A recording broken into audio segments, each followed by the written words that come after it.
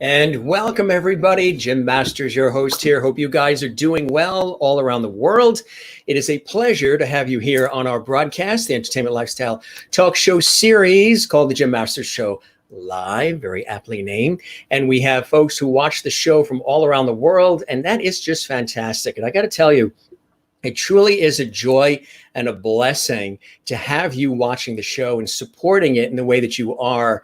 It really moves my heart because so many of you have been watching, you've been sharing the links, you've been having watch parties, you've been doing all these cool things.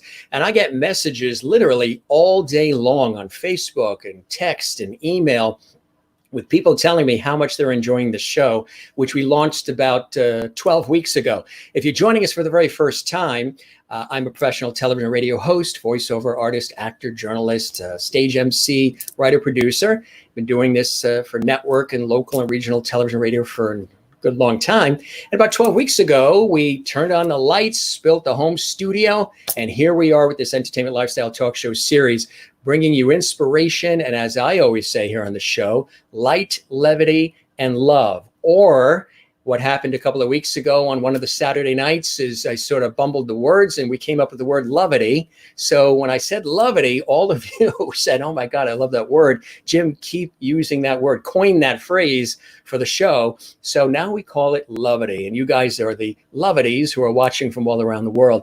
Thanks for all the great comments. Thanks for the comments about the amazing guests that we've had on the show from television and film and music. Many are my friends in the industry, but we've also had so many new faces joining us, and we're booked with guests all the way until the end of September, which is really cool for something we launched 12 weeks ago. And I'm really, really humbled by that. And again, sometimes we take you on location. We do all kinds of feature segments. And yesterday I did a pop-up show, unannounced pop-up show on Saturday, all casual, and was just talking to you guys, and it was on fire. I couldn't believe that all of you guys showed up with an unannounced pop-up show. It was just really great. I love the viewer interaction. I'm a very viewer-centric kind of person, kind of host, so I love interacting with the audience. And again, it's so great to have you here. We have an amazing guest. You've probably seen all the promotion we've done on Facebook and YouTube and Twitter and Instagram and all the usual suspects. He's a legend. He's extraordinarily talented. He's funny as heck. He is somebody who, you know, they talk about people like Carl Reiner, another phenomenal legend, and so many others who have been responsible for decades worth of humor, levity, laughter. Well, my guest, if you're very familiar with that name, Bruce Vilanch, you know that he is also responsible for decades of laughter that we have all enjoyed in so many different extraordinary venues, from television shows to all kinds of productions, theater, as well as the awards shows too that you love. The Oscars, the Tonys, the Grammys, the Emmys, game shows galore, Hollywood Squares, of course. And he's worked with some of the greats, Barry Manilow, Donnie and Marie, even the Brady Bunch, as well as Bette Midler, and countless. Paul Lynde, great stories with Paul Lynde as well, and on and on. He's a prolific writer. He's a real tried and true journalist, but his wit and his wisdom is so spot on and so relevant. And I've just loved his humor. And if you get a chance to ever see him, in performance or watch anything that's on YouTube where he's chatting, or just watch this show again, you'll get a good sense of the amount. Even I was looking back, because we've been celebrating Regis Philbin's passing and Carl Reiner's passing, as far as honoring them. And then I was remembering all the things that Bruce Vilanch was involved in. And I'm like, oh my, I forgot about that and that and that. And I didn't even know about that. It is extraordinary. Now, he's very humble. He's not going to tell you all this, but I want you to know that he's really amazing. And it's truly an honor and a blessing to have him here on the show. Just because I've wanted to talk to him for a long time, because I love people who work in this industry that I'm in, to see what makes them tick, what motivates them, what inspires them. And again, the amazing stories of working with all kinds of different personalities and being able to tailor and craft material for the audience, for the scene, for the time, for the personality, is really, really a craft, a fine art, and he has mastered it for many, many years. So we're going to welcome him in just a second to the show. Of course, we always like to welcome the audience. So we're going to welcome you guys first. And then, of course, yes, your favorites are here. George Burns, Jeannie, they're here as well, because we love to have our TV favorites here as well. So look at the comments coming in already. We've got Willie here from Netherlands. Hoi, Jim. Here we go again. How are you? Do you have a nice day? A spectacular day now that you're here watching from the Netherlands. And here are your tulips, Willie, because I know you take naps in the day, because it's like 10 after 1 a.m. in the Netherlands and Holland. And you go out of your way to watch our show. And let me tell you, as a host, I truly, truly appreciate that. So there are your Dutch tulips just for you, my friend, Willie. Thanks for watching. Willie says, what a nice shirt. Thank you very much. I appreciate it. I've got one in white and one in blue. Tonight we went with the white one. And Willie again in Holland. Renee in Iowa. Good to see you. Hope you're doing well. You had a nice vacation. Crystal in Connecticut. Good evening, Jim Masters. Happy Sunday. I hope you're having a fantastic day. We are. It's been a very busy day. We were out along the coast, hot and humid. We went for a walk. We did some cycling, a little tennis, a little swim. And then we're working on the show for tonight. Hi, Jim and Peeps. And it's good to see you again from Japan, Ayasano. Hi, it's nice to see you, and I really appreciate your being here. We do have a worldwide audience, which I think is extraordinary. I really, really love it. Nice to see you in Japan. I hope you're having a wonderful day as well. Happy Sunday to Renee in, this is Renee in Iowa. Renee is the wonderful cabaret star who we had an opportunity, a dear friend, to interview just a couple weeks ago. What a moving and inspiring story that was. I don't know if you caught it. Go to YouTube, go to Jim Masters TV. All the episodes are archived there for you. Renee Katz is extraordinary. We have Eileen Barker, who watches from Australia, and she says she lives in the Midlands of east of Perth in Western Australia. So Renee says, well, I live in the Midlands of Flushing, Queens, New York.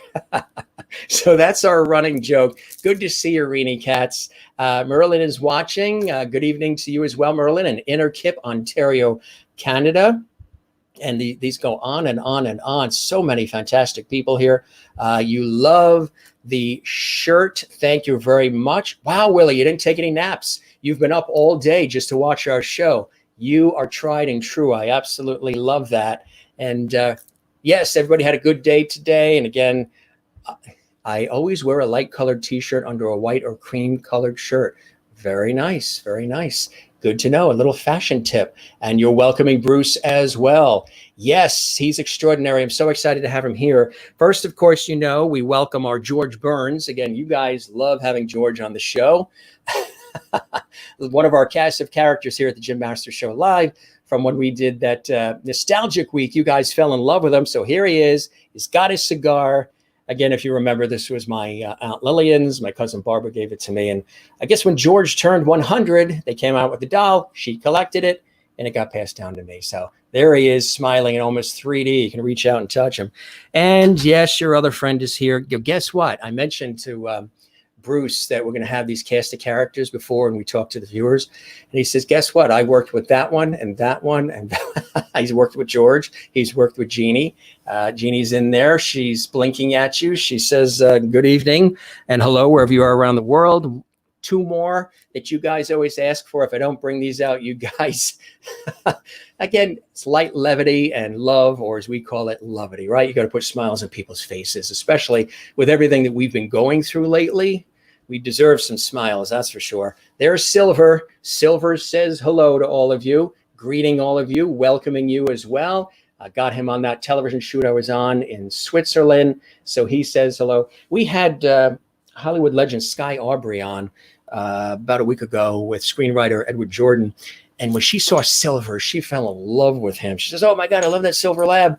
Matter of fact, my daughter and I here in Florida, she lives with her daughter now in Florida, we've got a Silver Lab here too, and she got all excited.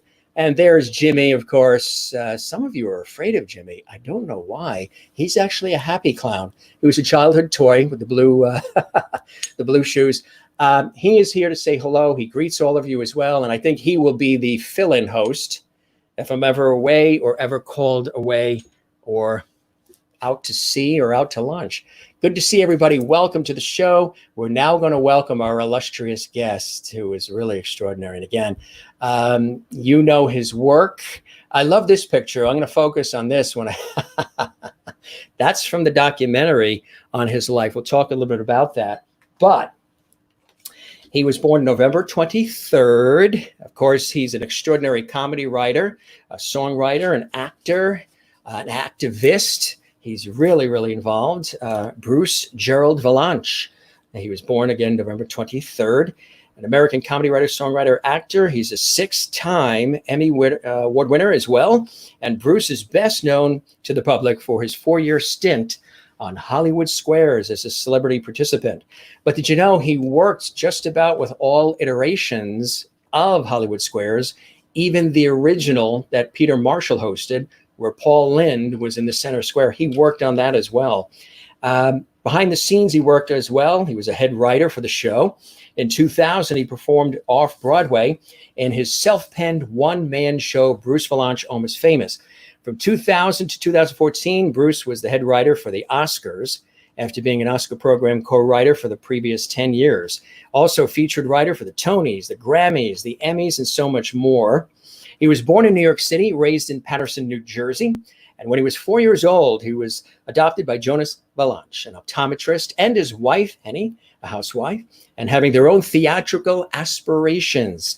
Now, Bruce's mother helped launch her son's show business career by getting him signed with Lane Bryant's Charming Chub division as a chubby child model. Now, upon graduating from high school, Bruce attended Ohio State University as a theater and journalism student. While there, he appeared in student theater productions, wrote reviews, hoping it would be the beginning of a career as a playwright.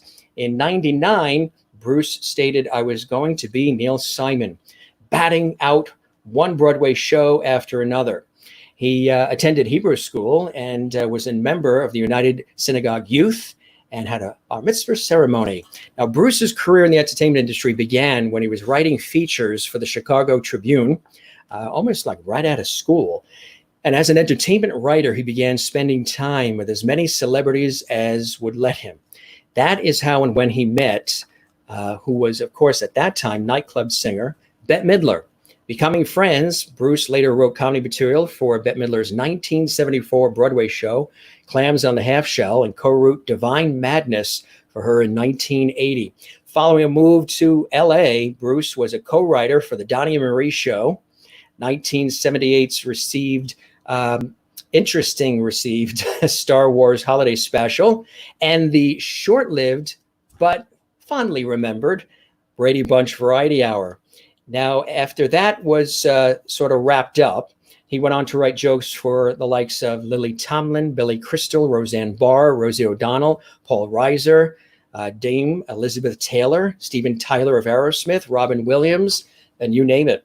The night before the final broadcast of Johnny Carson's The Tonight Show, Bette Midler serenaded, if you remember, on that night before the final goodbye for Johnny, "You made me watch you."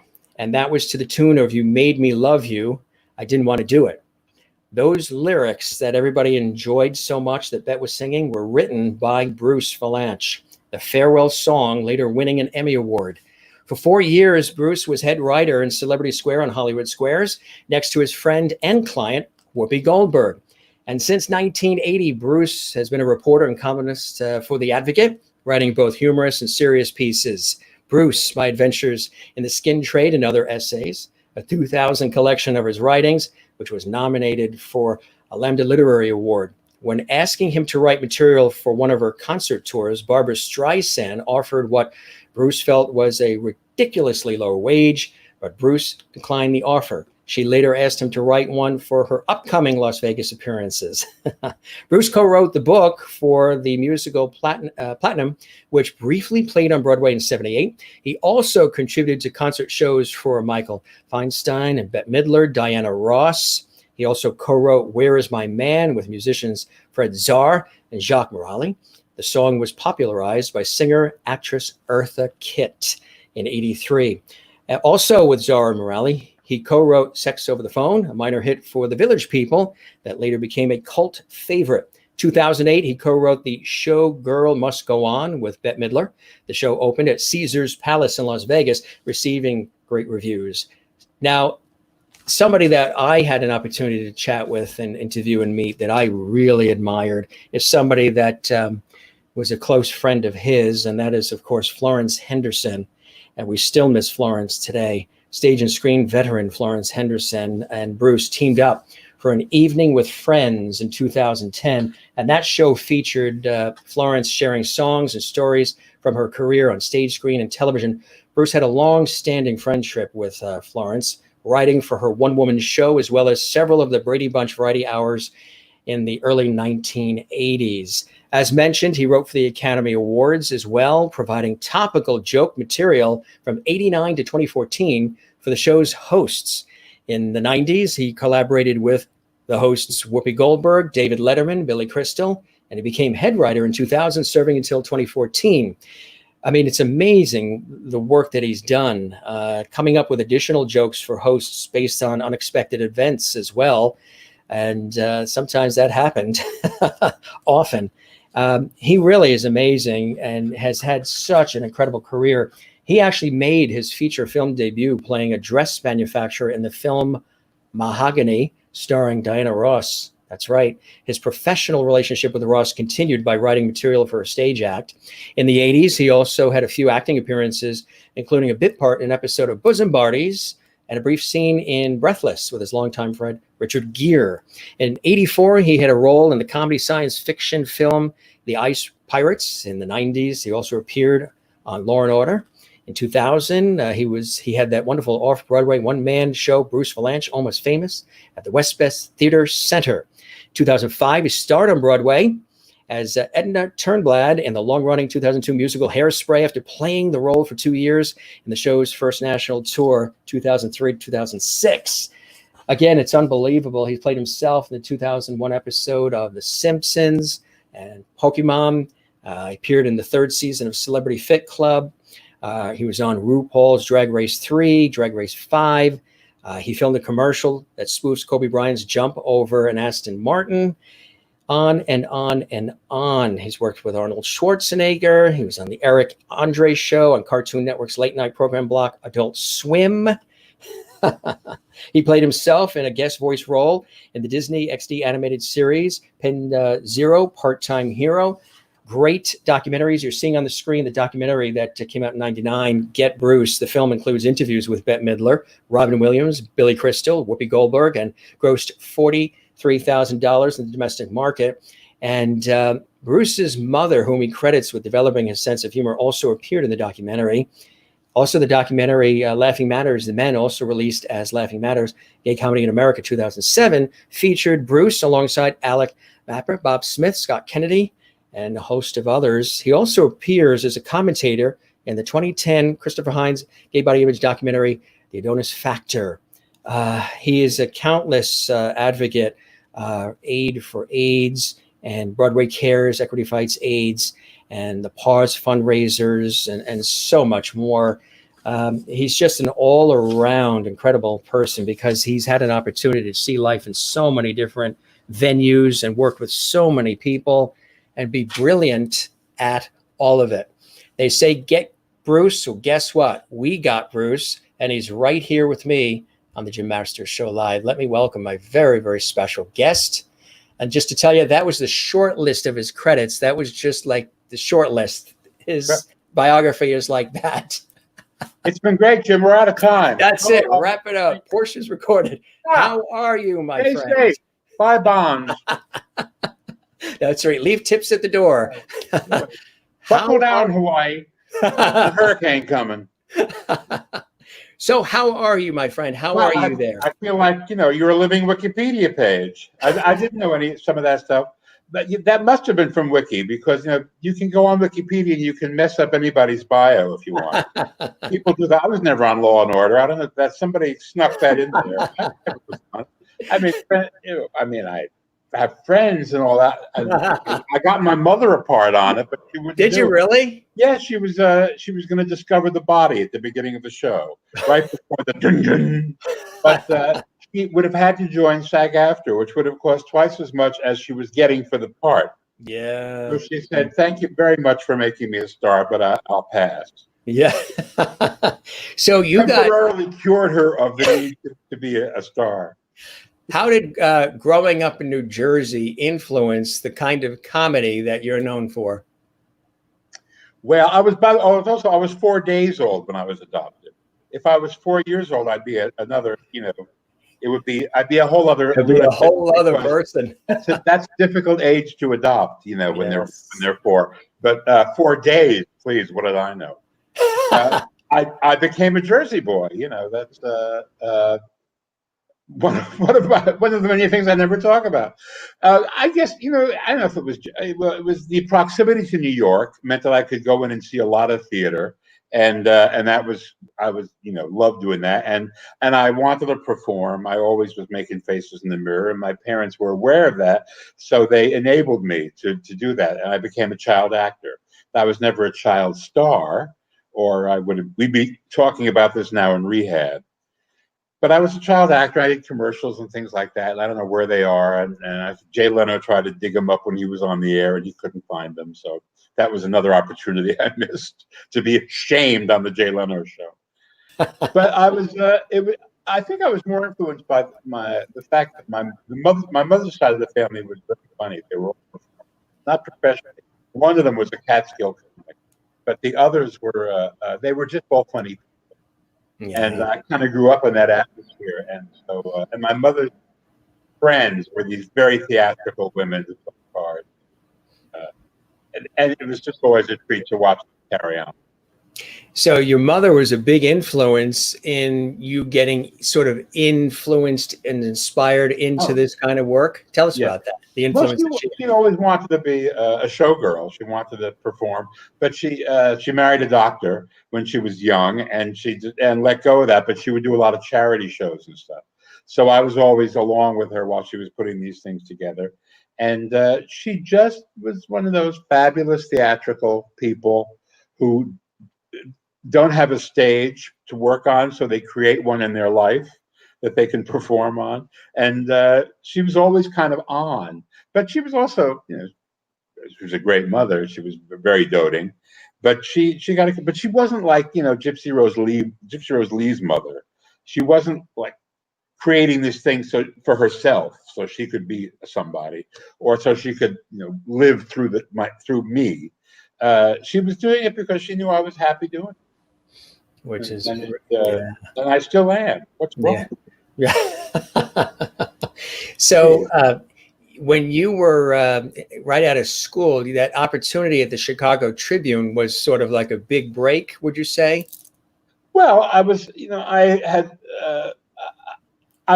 when I was a kid, I was heavy. I had a deep voice, and I was born 40, so I was always auditioning for parts opposite actors who were older than I was, so I wasn't getting them. And my parents kept saying, "You need something to fall back on. Why don't you be a journalist? Because newspapers will never go away." Who knew? Right. And so I went to Ohio State, and I had a journalism and a theater degree combined. And so I thought, yeah, I'll always work, maybe. And then I got a job at the Chicago Tribune out of there, and I was a feature writer. I was interviewing people who came through town and reviewing. I was a second string critic. I was everything Gene Siskel didn't want to review, every piece of crap movie he didn't want to review. Right. send me off to see. So in the course of all this, I met Bette Midler. She was on Broadway in Fiddler on the Roof, and she was she on her vacation. She came out to play in one of the clubs, a very famous club called Mr. Kelly's. And I knew her manager, and he asked me to write about her if I liked her, and she was a knockout, you know. And I kept saying, I said to her after the column appeared, when she called me and said that was a funny column. I said, well, you're funny. You should talk more on stage. And she said, you got any lines? Right. And that was the beginning. And now here we are 50 years later. Isn't that unbelievable? Maurice, get the digitalis. I just need a little shot. And Nitro under the tongue. There we go. There Look we at are. Oh my God! And there's the old beard. Yeah, this was on the Johnny Carson, the last next to last night of the Johnny Carson. Oh, this was And you cropped out Robin Williams, who was on over her other ear. Is he? And, and the Harlettes, one of whom was Jennifer Lewis, who now stars on Blackish, and Charlotte Crosley, who I did Hairspray with on tour. And somewhere in that is Linda Hopkins, a great blues singer who was a favorite of Johnny Carson's, and she would come to the show and make fried chicken. She wasn't singing. And it was the next to last show, so she made fried chicken for everybody. So when you were in Chicago, you had these opportunities, but then LA came calling, right? And you moved out to LA. Tell us about those first experiences. I'd been in Chicago for 5 years, writing for the Trib, and they said, you know, it's the Chicago Tribune. You can't keep filing these things from a Holiday Inn in Memphis. I tour with them, or with Louis Tomlin, or with other people I was working with. And at the time, Bette had a dresser named Bayette, who was fabulous. And Bayette's brother was Tim Hauser, who founded the Manhattan Transfer. And they were, at the time, a nostalgia act. And Bette got them a manager. She got Ahmet Ertegun to come down from Atlantic Records, got them a record deal, and we put a show together. And we got picked up to be a summer TV series replacing Cher for the summer.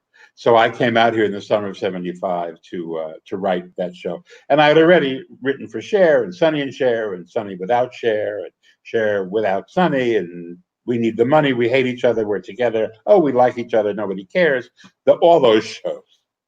And so I came out to do that, and it was the last gasp of variety television. Yeah, you know, it was cable came in, and people no longer there's no longer a big deal to have variety. And so I came into the very end of that, and I wrote a lot of variety stuff, Donnie and Marie and Brady Bunch and all that. And then those shows kind of dwindled away, and they morphed into award shows. There were a lot of tributes and salutes and galas, and I kind of segued into those because I was adept at writing that kind of stuff. And so I became like the EGOTs of award show writers. I wrote the Emmys, the Grammys, the Oscars, the Tonys multiple times. The Oscars 23 times, and then I've been unofficially working on them ever since. Credited, but because that time changed, the Academy changed, and along around after 20 years of that, they asked me to do Hollywood Square, to be the head writer. And they asked Whoopi to be the center square. And she said, well, I think Vilanch should host the show. There we are. And so they tested me. Who's on that one? Well, you got Whoopi in the middle. And somebody. Rosie O'Donnell in there. Vanessa Williams. Yeah. Let's see. Leah Nathan. Thompson. Is that Nathan Lane upstairs, up above me? Oh, this was yes, you got Nathan above you. Yeah. Yeah, we went to New York. We did Hollywood Squares on Broadway for a week. And Nathan came and did it. That's right. That's the only time he was on the show. Anyway, so they put me in a square next to her, thinking I would somehow tame her, and they were unaware that in reality, she's a Jewish man and I'm a black woman. So we melded very well together. Here we are. This is that I was in Hairspray after I'd shaved. This is my Edna Turnblad. Just took the curlers out hair, and this was what they call the Gypsy Award, the Gypsy benefit, where all the kids who were in Broadway shows and starring in them raise money for Broadway Cares Equity Fights AIDS. I don't think they can call her Gypsy anymore because apparently there were a couple of gypsies who were offended, and they didn't want to call it the Romas. So now it's the Red Bucket Show, they call it. And here you are here on Hollywood Squares. There I am. See, yeah, that's it. Beard and another gap and a different tooth.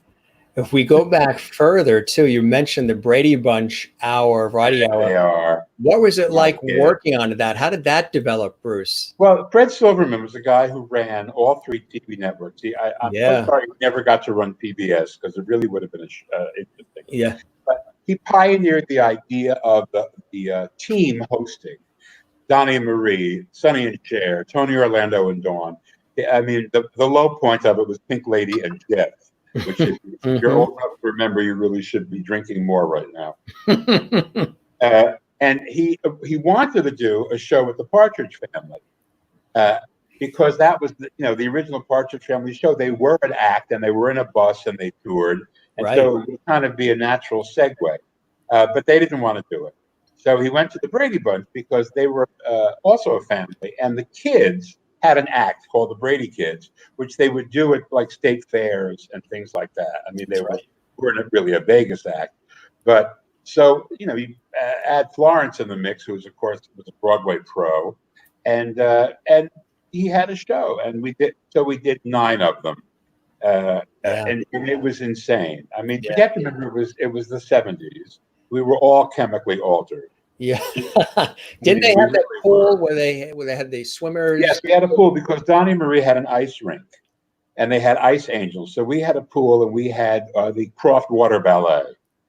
And our story was the Bradys had gotten a TV series because they were a typical American family, and they'd moved to a house in Malibu so they could run on the beach, which we never actually used, but they had this big pool with water ballet in it. And the guest stars would come to the house and do numbers and do whatever it was. And it was kind of based on the Jack Benny show, the old Jack Benny show, where he lived in Beverly Hills with his wife, Mary, and his chauffeur, Rochester, and the announcer, Don Wilson. And they would do the show in the house, and then they would go to the studio for one segment with the guest, who was like Marilyn Monroe or something like that. But that was our template. And we only did 9 shows because we were on what was called a wheel, which was, it was us and 2 other shows every other week, the Hardy Boys and Nancy Drew. And of course, everybody watched us because we were opposite 60 Minutes. Not just 60 Minutes, but Punky Brewster and Silver Spoons. So nobody watched us. And as a result, we were peeled off. Nancy Drew and us, we both got the heat. And the Hardy Boys became a weekly show. That's right, exactly. I feel like I'm giving you the whole praise. And when you're on television every night, you get offered a lot of stuff. So I was approached to audition for Hairspray. That's right. And I auditioned, I got it, and I did it for 2 years. There I am. That's it, right? What was that like? I mean, this was the greatest. I would do it again in a nanosecond. Yeah. It was. I'd always wanted to appear on Broadway, and it was like the ultimate Broadway kind of show. And it was so much fun to do. It was exhausting because she has 8 costume changes and 9 wigs. Yeah. And whenever I would go off stage, the squad would jump me, and the most relaxing moments were on stage. Yeah. I'm trying to think if there's anybody in that shot who anybody you would know. I mean, Carly Gibson, who did an HBO series, was Tracy.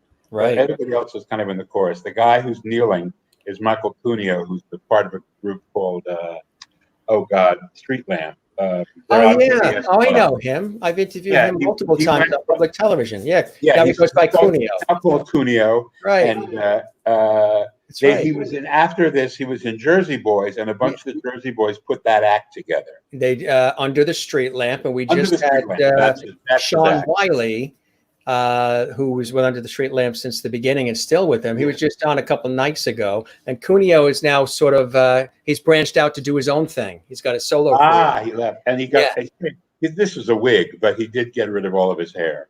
Yes. He's now a chrome Yeah. dome, and he looks fabulous. Right. He's got his solo career going. He's a great singer and a great dancer. A great The thing performer. about Broadway is, I mean, these are the most talented kids. Yes. They are so multi-talented. It's terrifying. Yeah.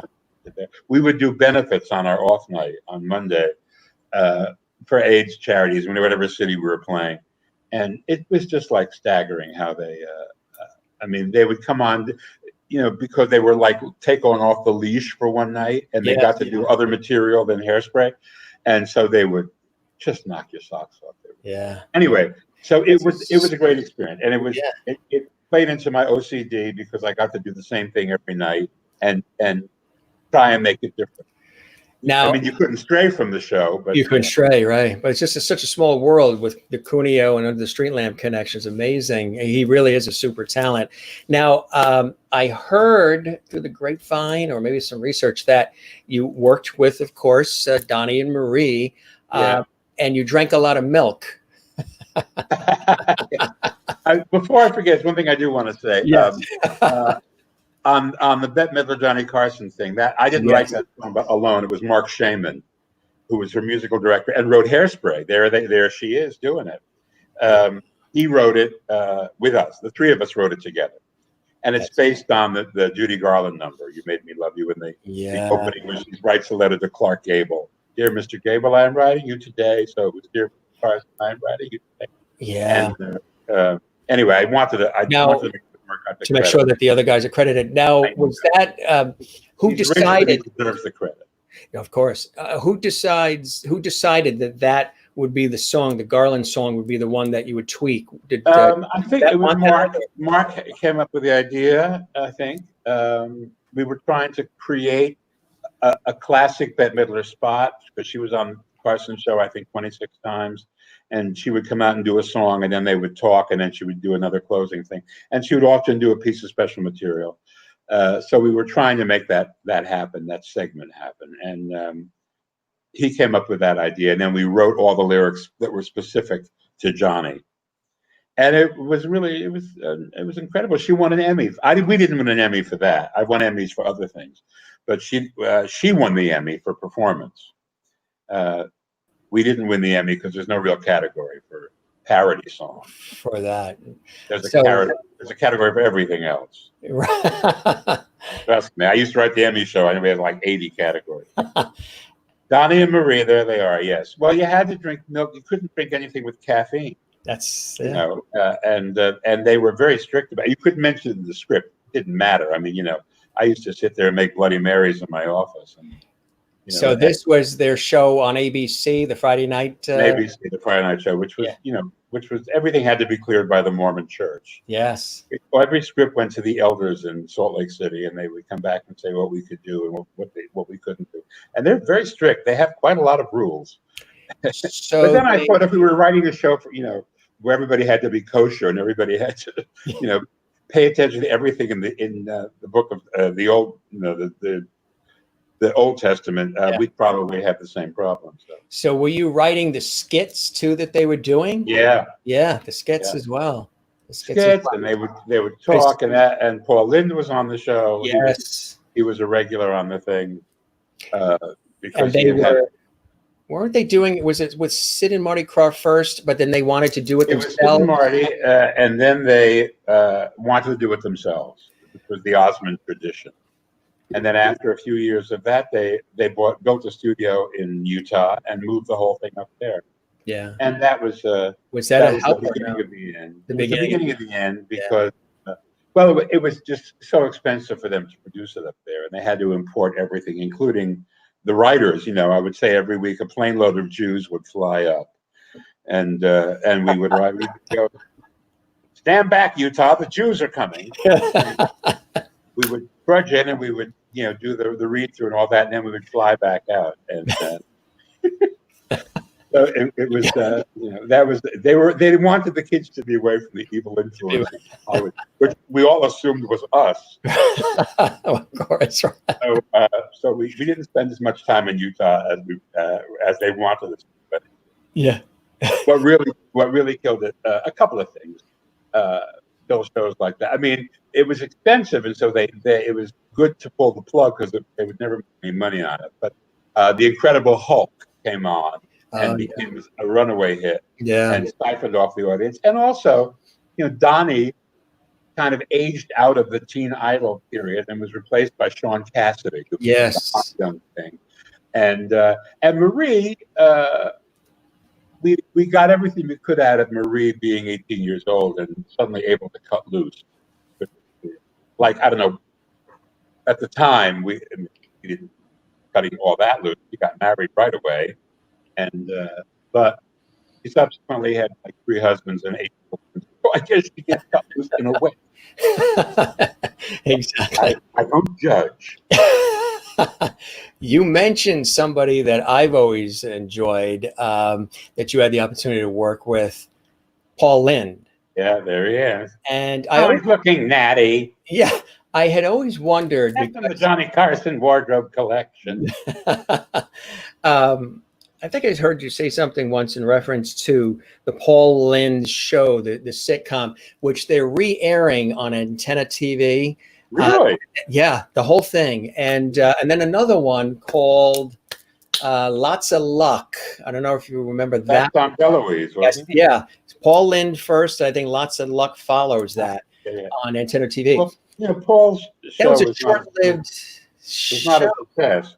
Paul, the first week it was gigantic, and the second week half the audience tuned in. And I thought, in watching the episodes, I thought he was funny. I thought it was hilarious watching it now. I actually haven't watched it in a long time, but at the time it seemed like the general thing about Paul was that he was a flavor. He was hard to build a show around because, as personalities go, he was a negative personality.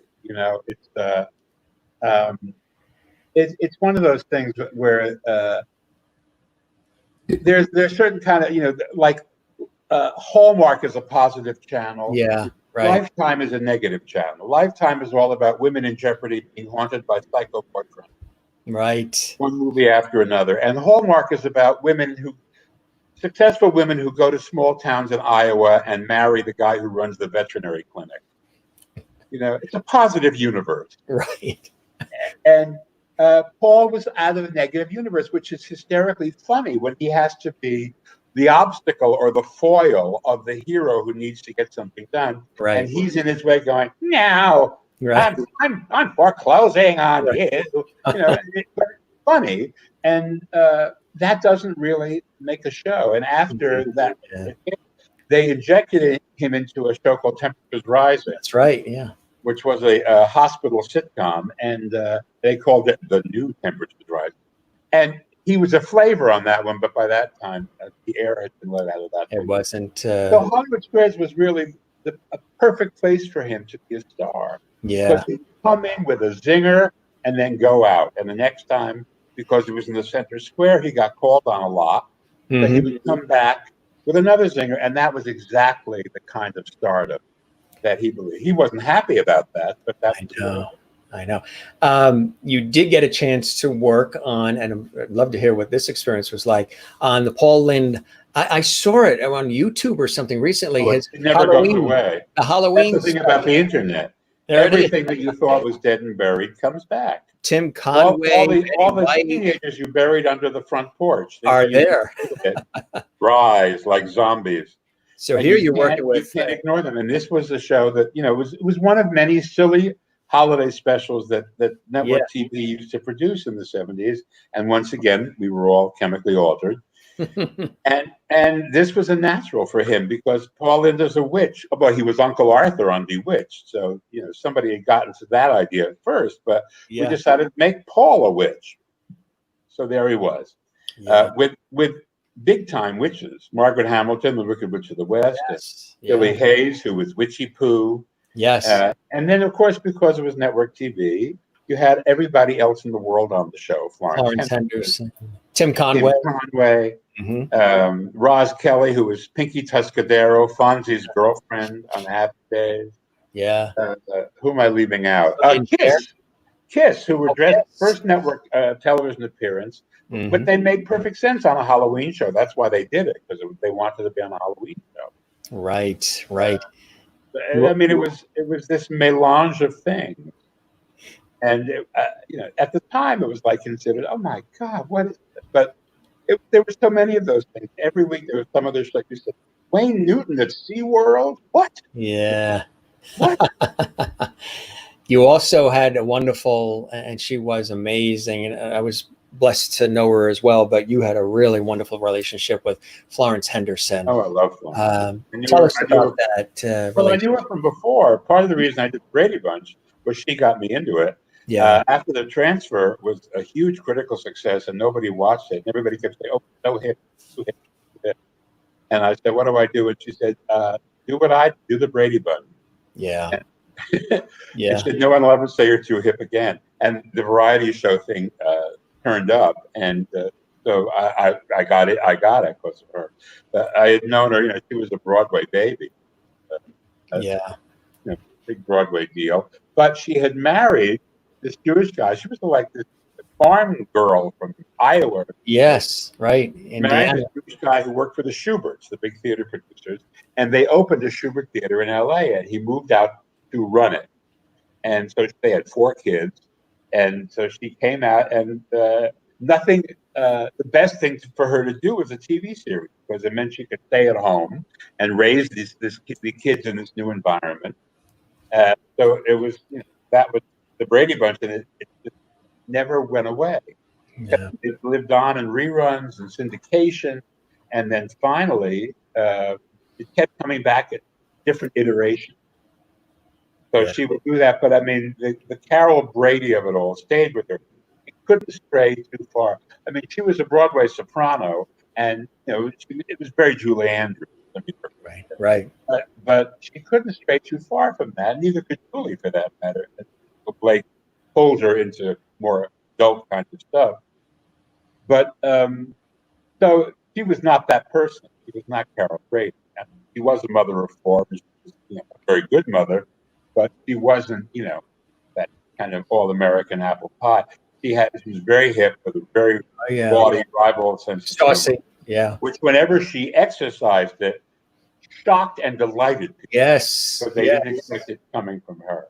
We were at a gala event in Connecticut. She was the MC, and we got a chance to chat and talk and do a little interview type thing. We were brought together, and they had a group of us sort of seated.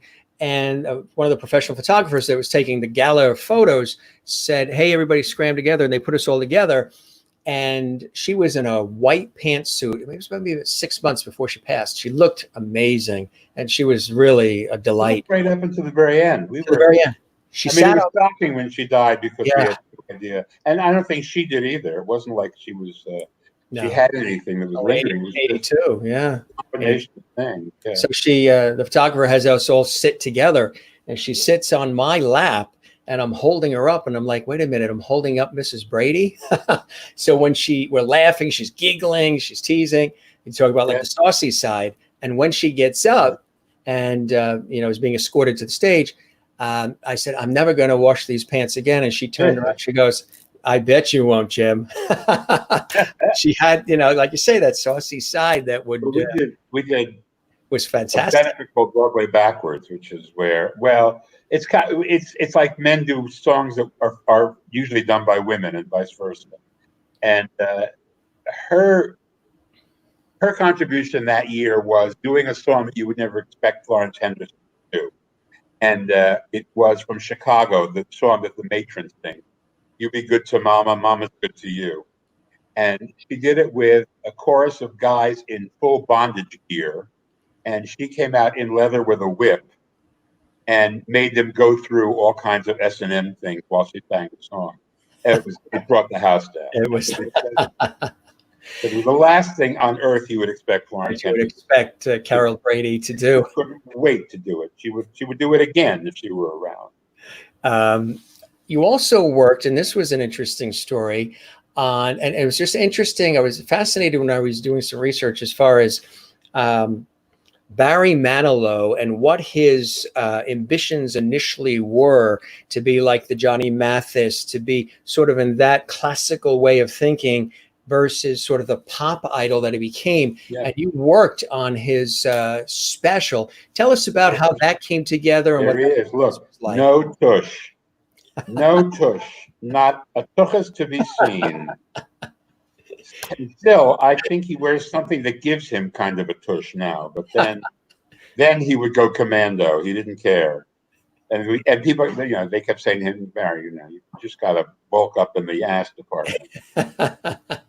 And I love it. This is a rear shot. Even that's amazing.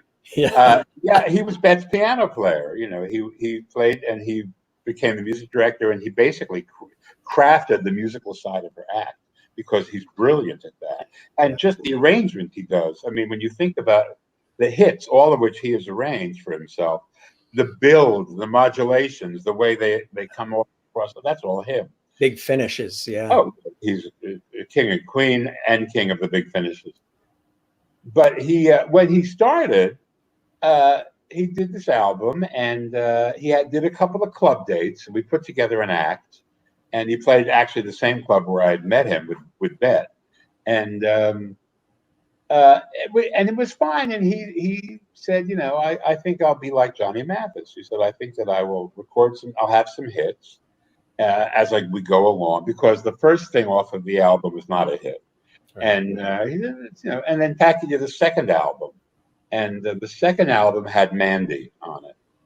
And Mandy was number one. Yeah. And all of a sudden, the nightclub gigs turned into theater gigs of like 3,000. And suddenly he was doing outdoor arenas and hockey rinks and 10,000 people. And he was like David Cassidy. Right. He was, he kind of upgraded his wardrobe. So he was wearing some kind of spangled things that had some fringe. But that would be like just for the closing number. But he was getting screaming girls running to the stage and throwing, underwear at him, and it was like, yeah, what is this? What's this about? Never what he had, he had gone from when he started with Bette. He said to her, "You're like Judy Garland, and I'm going to be Mort Lindsay." Mort Lindsay was the guy who, through all the concert years, arranged and conducted all of Judy's shows. And he said, that's what I produced the records and all. And then he started doing his own, and he became, this thing. And then he became this gigantic thing. And it took everybody by surprise. He was huge. And he's remained huge for, 50 years, Mm-hmm. And that's hugeness. Yeah. Mary Ann is on here. I know Mary Ann. Do you? Yeah, she took 1 million pictures on Broadway. Is that the same? That's you? Type in if that's the same Mary Ann. Yeah. If she knew Florence, well, the girl that came to supper was a big flop Florence did with Jose Ferrer, and it was if you've seen The Prince and the Showgirl with Marilyn Monroe, it's a musical of that. Mm-hmm. And Noel Coward wrote it, actually. That's right. But it was like in the My Fair Lady mode, and it didn't work. But he was wonderful in it. Just showing the expansiveness of your incredible creativity. You even delved into the galactic with Star Wars: The Holiday Special. Oh, yeah. It's me. Right. Yes, it's Molotov. That was another one of these silly holiday shows that that were just all over the place. Yeah. When in the 70s on network television, and this was done because George Lucas it had been a year since Star Wars had come out, a year and a half, and he was about to start shooting The Empire Strikes Back, and he wanted to stir the Star Wars pot, and he had an idea which he sold to CBS for a show that he thought would be turned into kind of a musical comedy sort of thing. And unfortunately, it starred the central characters were the Wookiees, mm-hmm. who speak no known language. Yes. So you couldn't then have Wookiees singing and all that kind of stuff. And back then, they were afraid of subtitles, which is ironic because now all the Star Wars movies have subtitles because they all speak in whatever language they're from. And when he saw what it was turning into, a big time variety show with guest stars doing it, he ran away back to Marin, and let go of it. He had a director who he brought down from Toronto, who was a terrific director, but he was making it like it was a movie, and the network was having none of that. So there were a lot of shifting, and it became a network special with B. Arthur, The Arthur. Foreman, Diane Carroll, Cirque du Soleil, Jefferson Starship. Uh, a lot of excuses for numbers. I mean, it got turned inside out, and it was not the show he envisioned. Anyway, he tried to bury it, which he did successfully after it came and went. And then along came the internet. And along with that came a bunch of kids who had seen the 3 Star Wars movies, not in theaters, but on VHS, because they were too young to see it. And by that time, Star Wars had become a religion. And so there were these people looking at this thing on the internet saying, George, what have you done? You've betrayed us, George. And he was getting death threats, and it was very. So he went around trying to bury it again, and of course, you can't bury anything on the internet. Stuff just, as I said before with the Bradys, it just keeps coming back, and you should just lean into it and not think about it. But George is steadfast to maintain. He had nothing to do with it. Right. He won't talk about it. He won't. No. So when you look at your body of work, what are some of your favorite experiences? I mean, you've had such a variety, but there are some projects, productions that really stand out for you that were some of your favorites. Will Hollywood Squares be one of them? What are some of the ones that really are near to dear? Well, doing Squares and being in Hairspray and working with Bette and doing 23 Oscar shows. I mean, those were all pretty much kind of like a highlight. Yeah. Winning 6 Emmys. I mean, it's hard to parse one from out of the pack. That's the highlight. But, Yeah. Now, those award shows, they're interesting in terms of the different audiences based on the show and the different years, the different hosts, the different times. What was it like working on the Oscars and coming up with the witty material for the hosts? Well, the Oscar show is always reflective of what happened during the year in the movies. So if you have the right movies, you can make jokes about them. And if you have Titanic, which is a gigantic movie, that there's interest. The audience will tune in. If it's a year where the movies haven't really excited people, they don't tune in too much. Last year they didn't tune in a whole lot. Parasite won, which went on to be a big grossing movie for a little picture, and but the year before that, there was a tremendous curiosity factor because of the Me Too thing and the Oscar changing the diversity at the Academy, and so they got a bounce in the ratings because of that. And they thought having no host was the reason, but that wasn't the reason. It was the movie, and there were a bunch of big $100 million movies that people were interested in, like Black Panther. And that changes the nature of the thing. And of course, each host is different. The hosts who are working in television or in stand-up on a regular basis tend to bring their staff of writers with them. So they know a lot about writing for the host, but they don't know a lot about writing at the board. Right. A whole different proposition. So, and the great part of it is it's a gigantic, everybody, people want it all over the world. And, it's like playing in the Super Bowl. And so if you're going to be in football, you want to do that. If you're going to be writing the kind of stuff I write, you want to be doing the Oscars because it has the widest possible audience. Mm-hmm. But it's also people who don't watch television, who don't go to the movies, will watch the Oscars just because it's a rich. And so everybody is very careful about what they say on the Oscars because they know it will live with them. Even before there was an internet, if you said something on the Oscars, it lived with you for pretty much the rest of your career. The other shows aren't like that. I mean, the Emmys and the Grammys and the Emmys Tonys. tend to give the award the same show every year, and they're fun for people in the business. But I don't know other people really care. The Tonys are the best because they highlight numbers of people who are doing 8 times a week, and they're at the top of their game, and it's the most entertaining.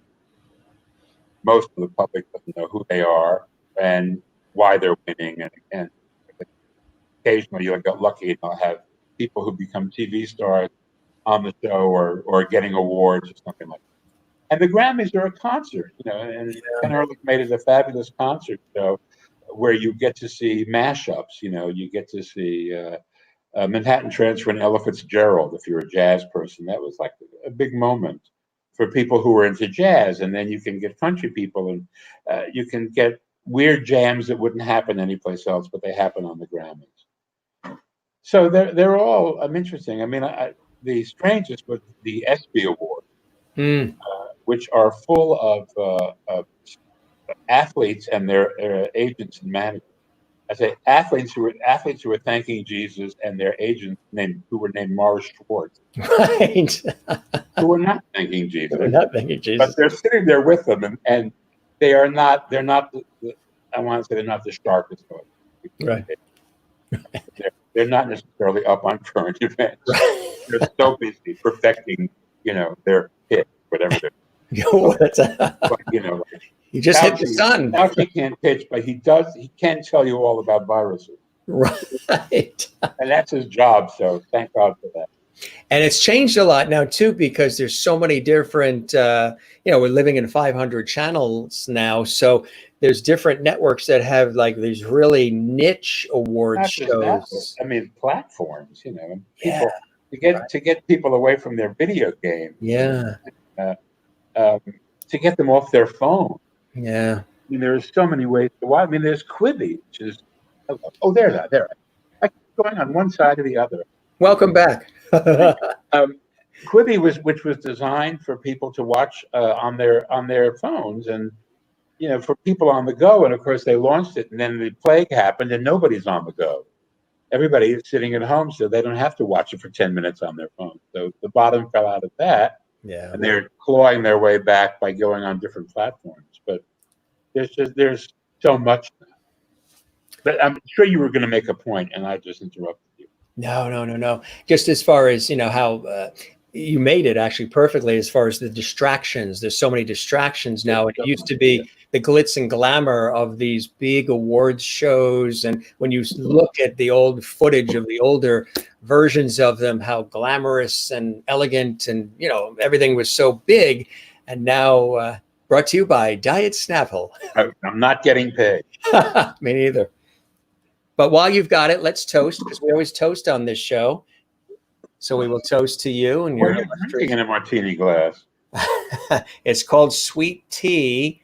Oh, it is sweet tea. Well, that's what this is, basically. But sweet tea is like got sugar. Yes, I know. But this has a little whiskey in it. I'm having a martini Zoom with friends later on. Are you? Oh, very nice. Oh, yeah. Did you think you'd ever say such a thing as that? I'm having a martini Zoom with friends. No, I mean, yeah. I never thought I would go to a Zoom funeral. No. I went to a Zoom. It was a Zoom Shiva.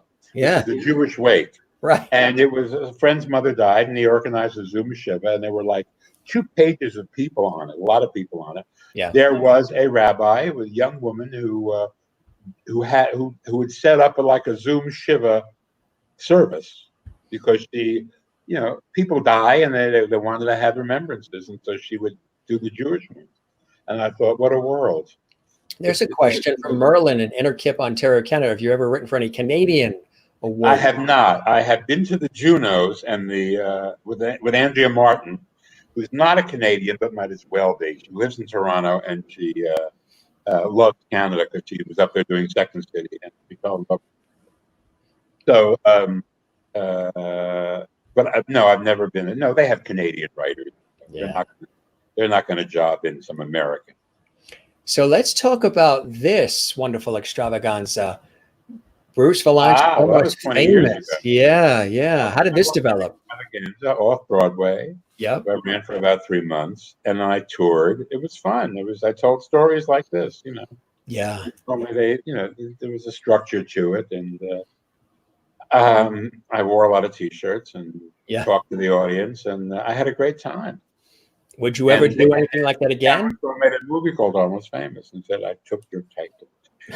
But it's okay, because he then, he's now written the musical of that movie, Almost Famous, which I saw in San Diego, which is good. And if there's ever theater again in our lifetime, I know. it will come into Broadway. And here's another. This was the documentary too. That Get Bruce. Yeah, tell us about that. You've got so many 20 people. years ago. Yeah, Shirley MacLaine, Carol Burnett. Yeah, it's a deconstruction of comedy, basically. It's about what I do, and all these people consented to have the process revealed. And in fact, Bette and Billy and Whoopi and Robin, who is brilliant and the funniest thing in the movie, and he and my mother are the two stars of the movie, and all these other people are in it. And it was produced by Harvey Weinstein, who never laid a hand on. Hashtag why not me? Blonde, beautiful, with an open bathrobe. Hey. Yeah. How did I miss that boat? He didn't get Bruce. Miramax. What? He didn't get Bruce. He didn't get Bruce. We're doing the sequel, Had Bruce. Has a much larger cast. So Whoopi Goldberg, Billy Crystal, Bette Midler, Roseanne, Lily Tomlin, Paul Reiser, Nathan Lane, Raquel Welch, Shirley MacLaine, Carol Burnett. I mean, it was wonderful. They came around. They followed me around at a couple of big events. There was a thing, the Elizabeth Taylor AIDS Foundation, Elizabeth's birthday party, which we sold to ABC.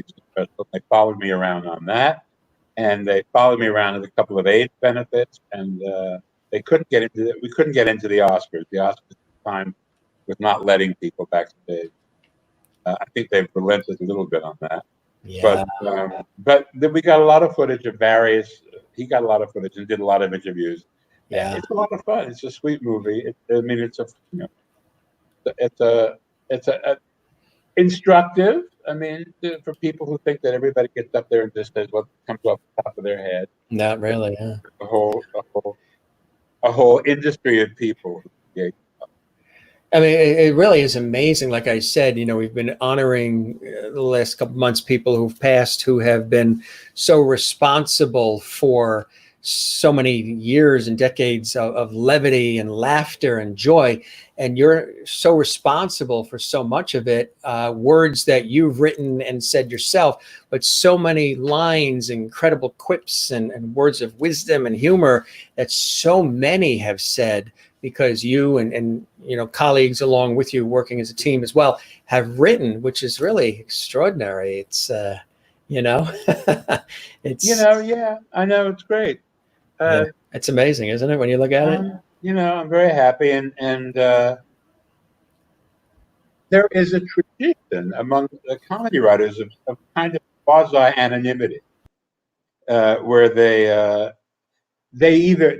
they come out from behind all of that, and if they become stars, if they get other people work, then it's okay. If they don't, they get resented. And I was resented by a small, I have to say, group of guys who just that, no, you shouldn't be out front. It's like agents and managers and all that. Don't give me any publicity because my clients will be jealous of me. But most of the time I found that people didn't care. And I mean, once I was on Hollywood Squares, I was a personality in my own right.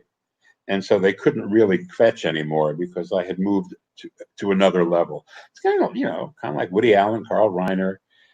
Mel Brooks, they all became who they became. They had all started out writing for other people, and they moved along and began doing it for themselves. So, yeah, and you had an opportunity to know Carl Reiner, Rob Reiner as well. I knew and worked with Carl for years. We did shows. We did a few pilots together years ago that didn't make it, and then we would do lots of award shows and benefits and stuff together, and we were just friends. We just were friends. And I was friends with Rob. Yeah. With Rob as well. And you and I were talking before we went live on air, just the illustrious amount of people that you've had an opportunity to work with. Somebody that was actually a dear friend of mine that you had to work with was Regis Philbin as well. Yeah. Who we just lost just a day ago. You had a chance to interact with Regis as well? Well, Regis gave me one of my first jobs. Really? I was writing. I was in the 80s and I was writing a lot of stuff, and he had a show on the Cable Health Network. Yes. This was before it was Lifetime. It was the Cable Health Network. It was kind of a cheap shot. And it was like a fitness lifestyle. Yeah. Regis Philbin's Health Styles. Right. In which he looked at diet foods and exercise machines and elixirs that would make your face glow. And it was all about that. And I came on every week. He put me on every week as a guy on a diet. And every week I would be on a different diet, and I would come in and report on my adventures on the diet. So they were all these exotic diets that you get out of magazines and stuff. I was on the one bowl diet, which was 3 times a day you could fill up a bowl and eat anything in it, because they didn't specify the size of the bowl. So I chose the Rose Bowl, and I would come on and report about that. We'd go to the Rose Bowl and shoot something. I did a whole bunch of stunt things with him, and we were having a great time. And then ABC called and said, "Come to New York and host this morning show that we're doing." And he went, and that became Live with Regis. Yeah. And so I would see him over the years. And then when I did Hairspray, I went on the show and got shaved by his barber, Sal, from Little. And Sal cut me. And it was, and I didn't know I was bleeding, but I was standing with Kelly Ripa, who was looking at me, and she had such a look of horror on her face. I thought Kathy Lee was standing behind me. And then when I went off and then I noticed bleeding, and we joked about it, and then I went off. And Joaquin Phoenix was waiting in the wings. "Are you okay?" It was hilarious. That's why the Joker, I figured that's the character. It's hilarious. "Are you okay?" And and I have somewhere I have here the Regis. I call it my Regis bar. You still have it there? I still have it. It's I don't know. It's gotten smaller, but so it's there. But we stayed friendly up until after. Now we've been in this sort of COVID pandemic situation here, and I think it's really a little bit of a reset. I've been saying often, on this show and in my professional work, I'm hoping that we rise out of the ashes of all of this more kinder and more empathetic. We listen to each other more. Things are less divisive. Good luck with that. We care more. I know it's a tough road to hoe, but hopefully something will reset. What are some of the things you've been working on to keep those creative juices flowing and all while you're there at the house? I wrote a musical with some collaborators, which we're going to do. If theater ever opens again, we're going to do it in Florida next winter, spring, February. Yeah. Yeah. And because we were all sitting here with, and we could all do it. We could all Zoom it. And I've been working I'm writing a book and about some of this stuff, and writing a lot. I'm very lucky because I'm a writer and I can work, and I don't have to be on the front lines. I don't have to go out of the house every day. I don't have to do any of that. I don't have MACNE all day long. I'm lucky, and I'm lucky, and I don't flaunt it because a lot of people are really struggling. Yeah. And I'm blessed, and so. Do you ever pinch yourself? Do I ever pinch yourself when you look back at the experiences, the people you've met, worked with, and say, "This is really like." I hire people to pinch. The cottage industry. Cottage industry.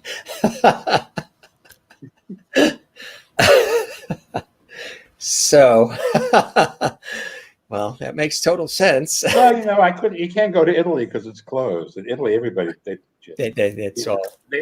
come up from behind because they frequently think I'm a woman from behind, and they pick me in Italy.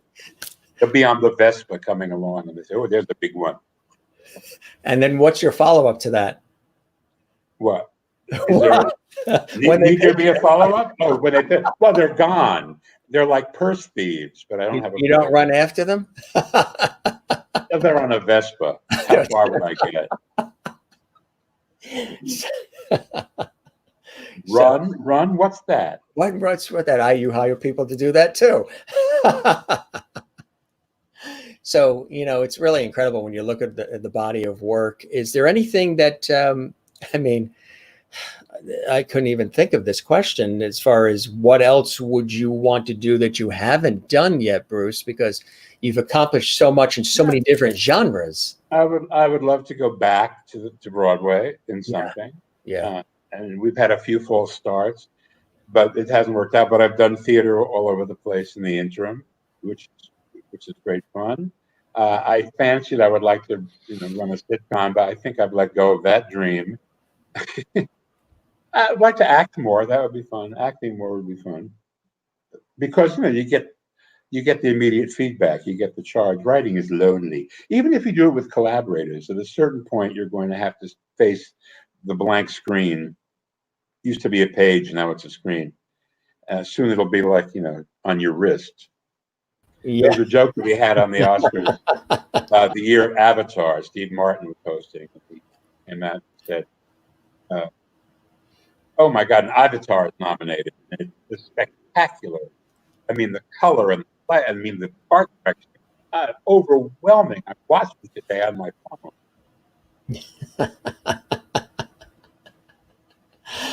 And Merlin in Inner Kip, Ontario, Canada, is wondering, being pinched so much by those people on the Vespas in Italy, you must be black and blue. Purple, probably. Purple from the blood thinner. Yeah. I don't know if that's.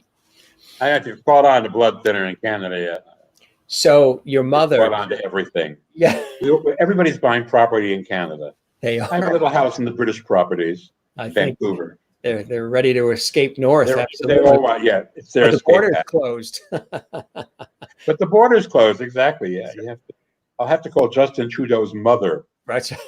who I used to dance with at Studio 54.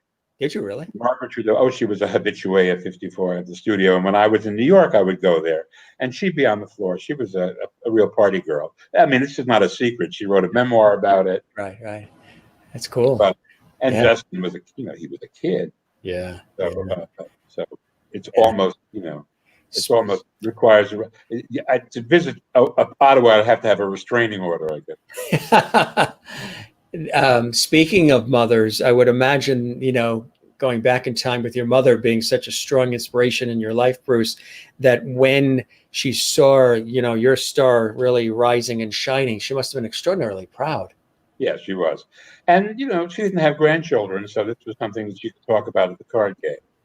And they would all whip out pictures of their, of their children and all that. And she'd say, well, here's my son with Marlon Brando, which is hard to get the two of us in the same frame. It actually needed an IMAX screen. At that point. Yeah. We made so many fat jokes about him on Hollywood Squares that he called Whoopi and said, lay off already. I just love that. So, then we had to send him, I said, I guess, like a fruit basket is the wrong thing to send. Right. Send him some sort of funny consolation. Was there ever a joke or ever a time where you wrote something and they didn't deliver it in the way it was intended, and maybe you said, oh, gee, maybe we shouldn't have used that line? Or it happens all the time. It happens frequently. It would happen on award shows, because what I learned was don't try it and give something to somebody who isn't necessarily funny, and don't try and invent a relationship between two people where they don't really have one. When they're out there to give an art direction award, talk about art direction, but don't try and be too witty unless they have that in them. And a lot of them, a lot of actors, when they get out on a stage and they're not in a character, don't know who they are. They have no stage persona, and so they kind of little deer in the headlights. I mean, they're making an appearance. So there were those kind of things, and I guess the classic moment of something backfiring was the Ted Danson blackface at the Friars Club, which was Whoopi's idea, and she said, stay away from it, I'll take full blame. But it was her idea, and I came up with these awful jokes, and we did it because they had a year of hate mail and threats from people because they were a couple. And they were, like, one of the shows, they were bigger than all of that. And also it was the Friars Club, which was a small audience that knew what a roast was. And those roasts were brutal. They were not like the Dean Martin roasts or like the Comedy Central roast. They were brutal. And of course, the Friars Club opened it up that year without telling us to a huge crowd at the Hilton Ballroom. And although we had an inkling of that when we went, we said, well, there must just be more industry people. But no, there was like the public. They paid. And they were shocked. And I felt bad for Ted because he was out there in blackface. You can't just say, excuse me, I'll be right back. I have cold cream backstage. You know, he committed to the thing. And he got unfairly trounced. Yeah. Now, of course, we'd all probably be tarred and feathered, except that's not correct either. So we all be drawn and quartered. There you go. Right. nice Roman kind of death. Marianne's asking, did you know that Studio 54 was before the CBS Studio 52? To tell the truth, Password, What's My Line were filmed there. I didn't know that. I didn't know that. I knew it was a TV studio. I just didn't know what exactly had been done there. And Christine asks, was Carson Surley backstage? No, he was I would say he was short, because the actor was short, but he was focusing on what he was doing. Right. I never found him Surly. I'm sure that he had episodes where he was a drinker, and I have a feeling that over the course of 25 years, he may have been snippy to some people, but I never. Did you get to work with Merv Griffin, Mike Douglas, Dick Cavett, any of the other? All of them. All of them. Yeah. Every single one of them, in one way or another. Merv, I wrote a show that he produced, and Merv was on my first Oscar show, the legendary Alan Carr show, where he came out and sang "I Got a Lovely Bunch of Coconuts" at the Coconut Grove, with all of these stars from the golden age of Hollywood, most of whom were a little bit decrepit and were not the way you wanted to see them. And it was, the number ended with Rob Lowe doing "Proud Mary" with Snow White. So it became a legendary section. And a few other things. Now, Cavett, I was on a show of his and had written for him for a couple of different awards and postings and narrating things. And Mike Douglas, I met him. I went down to Philadelphia to do the show with Bette, and she was on it, and Betty Davis was on it, who they call Bette Davis in England. And she says, and it was a great meeting with the two of them. And Betty, I'm so glad there's another person who can beat Bette. Is there anybody that you haven't written for that you wish you had the opportunity to write for? Probably Eddie Izzard, but he writes his own stuff. I think he's a genius. And I love John Mulaney, but he writes his own stuff. And I wrote something for Billy Eichner, which I love. He's a terrific guy. He's going to do a movie about Paul Lynde. And but there isn't anybody that's passed that you wish that you got a chance to write for that's passed on now? I haven't thought. I've never thought that way. Because if I didn't, well, they missed me. What can I do? Right. I probably missed the bus once or twice. They missed the bus. No, because I wrote for a lot. I wrote for George Burns. I wrote for Hope. Yeah, you mentioned that. Yeah. Well, I tell a story about George.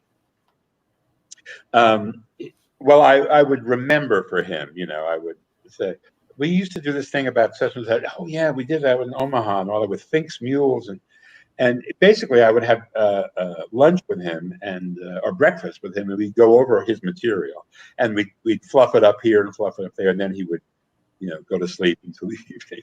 He was very old, and I did a special. I did a couple of TV specials, a Disney Magic special that we shot at Disneyland at night. Where we were in the trailer all night and then going out. He was hilarious. But I worked with a singer, and her husband owned the hotel, and I just never mention her name anymore because she's a nice person. But at the time, he was pushing her into doing a nightclub act because he wanted to create a star, and she wasn't really ready. And But because he owned the hotel, he offered people, the headliners, a lot of money if they would put her on the bill. So George cashed the check. So, and George had the kind of act, that was like, he would say like, once we played with the Pointer Sisters as the opening act, and he said, the stage manager came to me and said to me, George, we got a problem. There's a hole in the wall between your dressing room and the Pointer Sisters' dressing room, and we would like to come and fill it up. And George said, let him look. Let him look. That was his line. Was that what you said? Yeah. So anyway, so the singer opened. So now we're doing the dress rehearsal for the Singers Act, and I'd done the Singers Act, and I'm sitting with George, and he's watching it, and he watches, and he says, "This is the worst thing I have ever seen, and I'm 100 years old."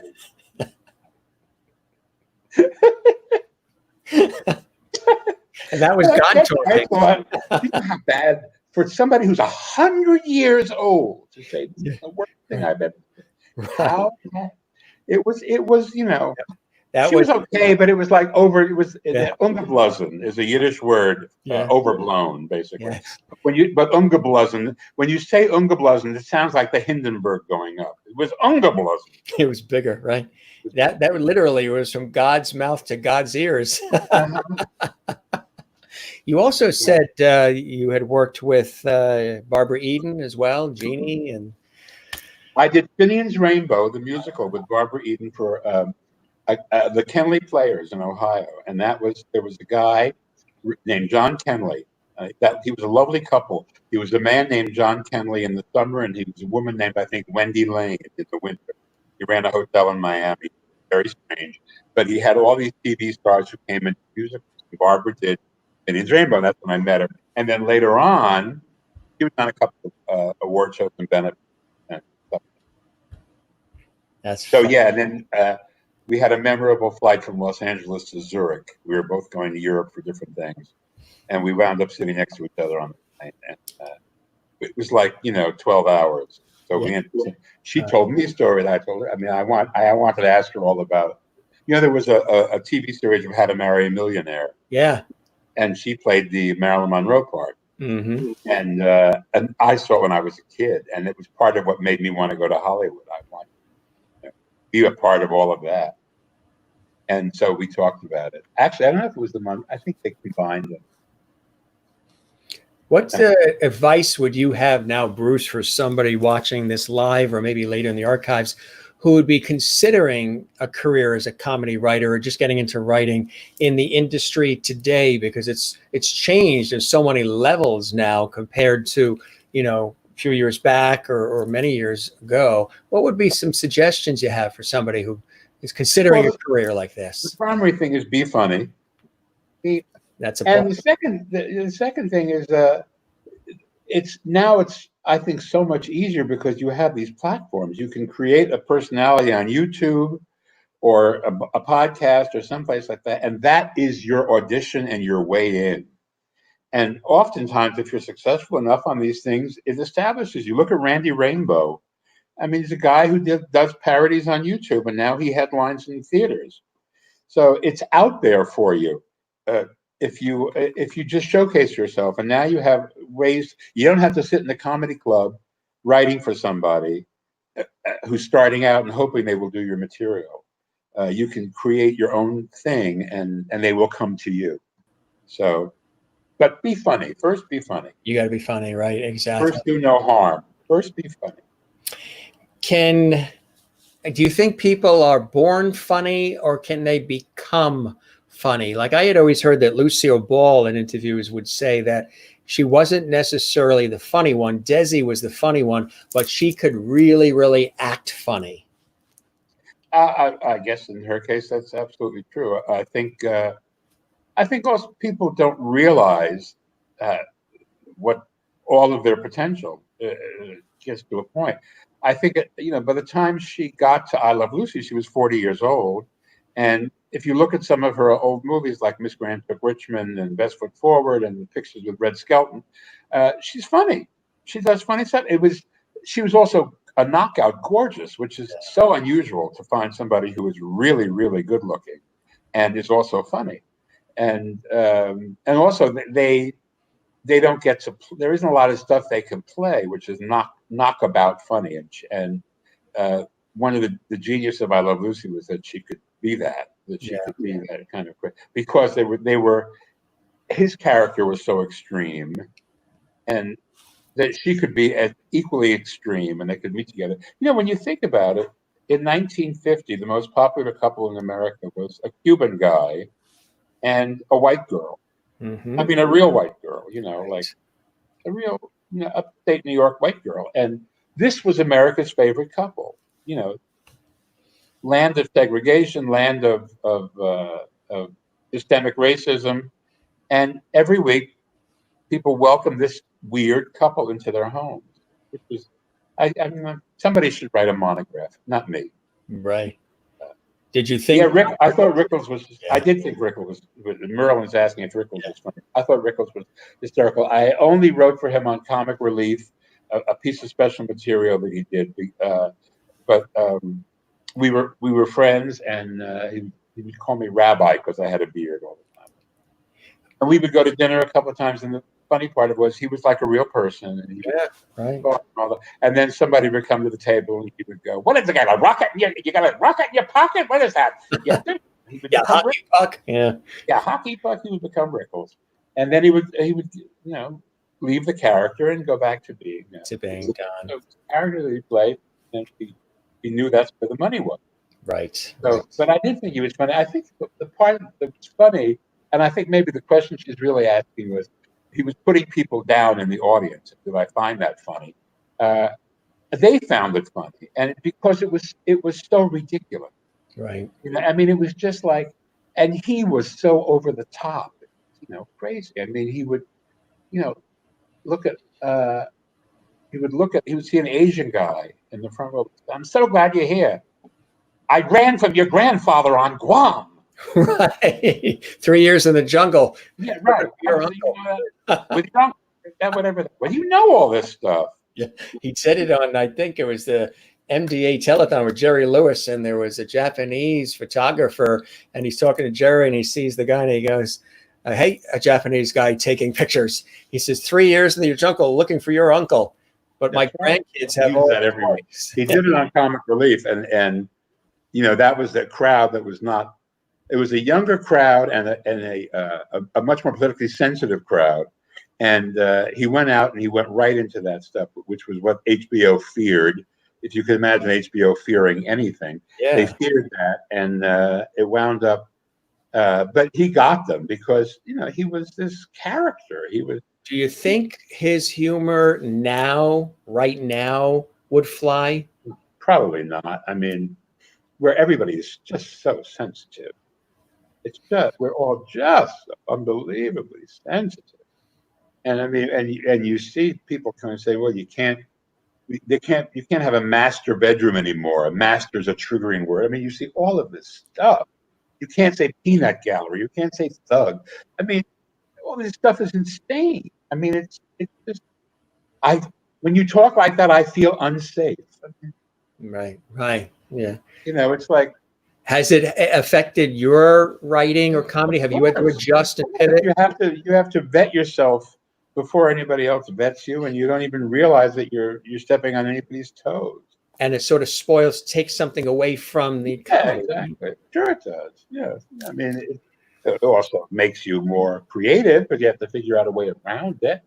Right. A lot of the old movies where they couldn't do things because of the production code, they came up with stuff that was funny because they couldn't do what they wanted to do. And a lot of the TV humor now is much coarser than it could be when I was writing stuff because we couldn't do that. So we couldn't get away with it. We had to find any other way.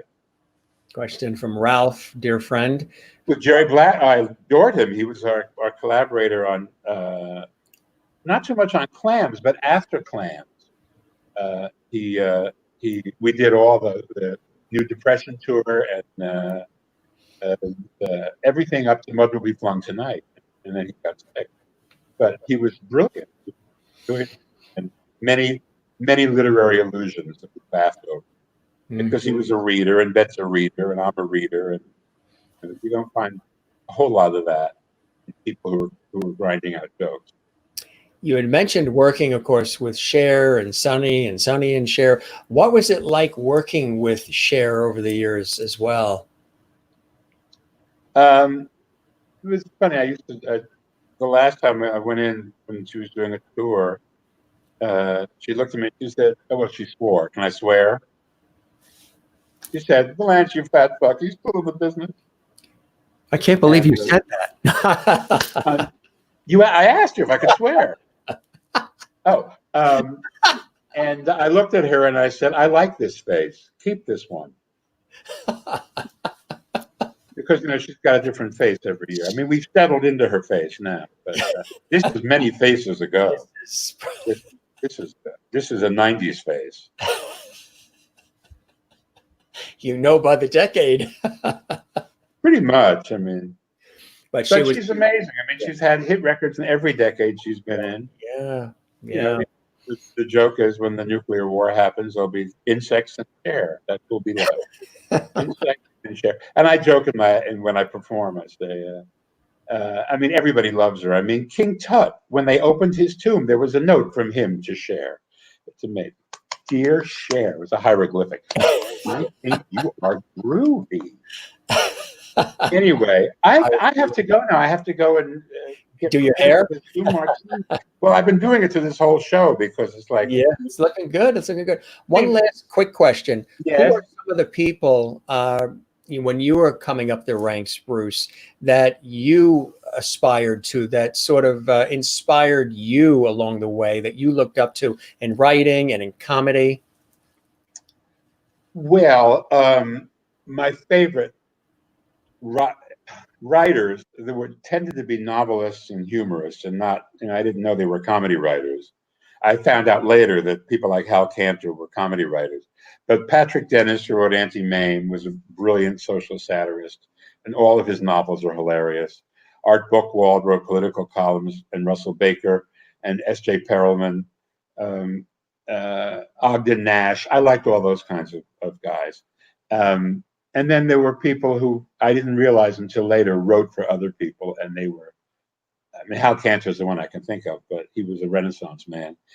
And then I was, I loved all the actors. I liked all the fat stars, Zero Mostel, Jackie Gleason, William Bendix, all those kinds, the fat sidekicks, Stubby Kaye, those kinds of guys. Those were the guys who I kind of I idolized because I thought, I was in their ballpark.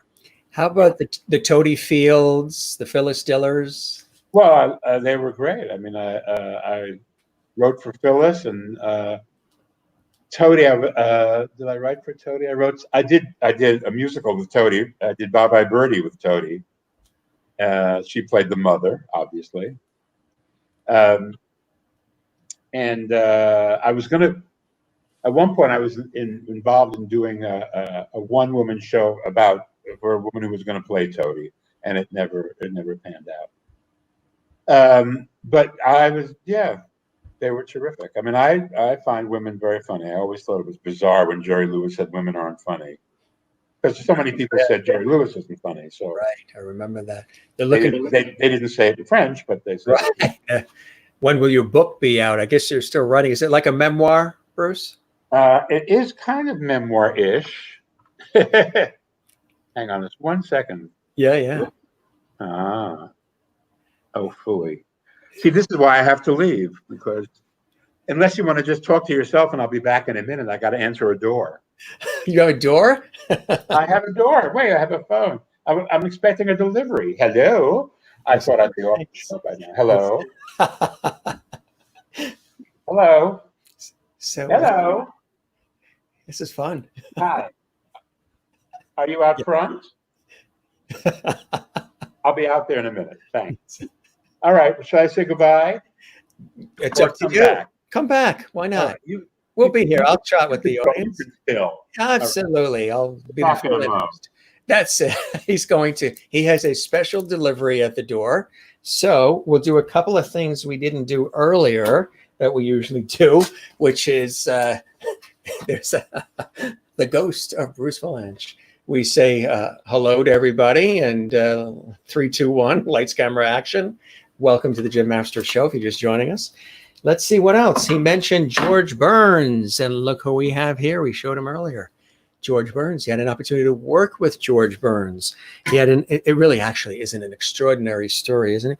He is a national treasure. He really, some of the names that he's talking about, but he's such a humble person, and he's such an authentic and real person, and he really is hilarious. He worked with Barbara Eden, with Jeannie, and so many of them, and it's really a wonderful opportunity to have an opportunity. Wonderful opportunity to have an opportunity. Doesn't that sound like a new Broadway play? It's a wonderful opportunity to have the opportunity. Mr. Loveity, you have an adorable laugh. Well, I thank you very much. He is very, very funny. Real life, absolutely. He's working on the book. You're actually, that's the home of Bruce Vilanch, this national treasure, comedy writer, songwriter, actor. He's at the front door getting a special delivery. Yes, thank you. You love the hat. Thank you very much. Every once in a while, I throw a hat on. Yes, he's had an amazing life, hasn't he? He's really just... Jim is very fashionable. Thank you very much. He's amazing and funny, and I've loved having him on. Again, just Google him. He really is. You'll be so, if you're learning about him now for the first time, and I'm sure you know of him, but if you're learning some of these cool things, his body of work is unbelievable. The people that he has written comedy for, a lot of the jokes that you've seen the hosts tell during the Oscars, the Tonys, the Grammys, the Emmys, Bruce Vilanch, others as well, but Bruce Vilanch. As he mentioned, a lot of the skits written on Donnie Marie, and working with Cher and Bette Midler and Barry Manilow and the Brady Bunch Variety Hour, and on and on and on. Theater, television, film. The body of work is incredible. Bruce is here. Don't worry, June. You're just looking at an empty chair because Bruce asked me, he said, should we go or should I go to the front? He had a doorbell ring. This is almost like, I feel like Edward R. Murrow. Remember when they would go into he would sit there with his cigarette, and what was the name of that show on CBS? And you'd see the inside of the house and the life of the people. That is Bruce's house. A doorbell rang, and he's at the front door.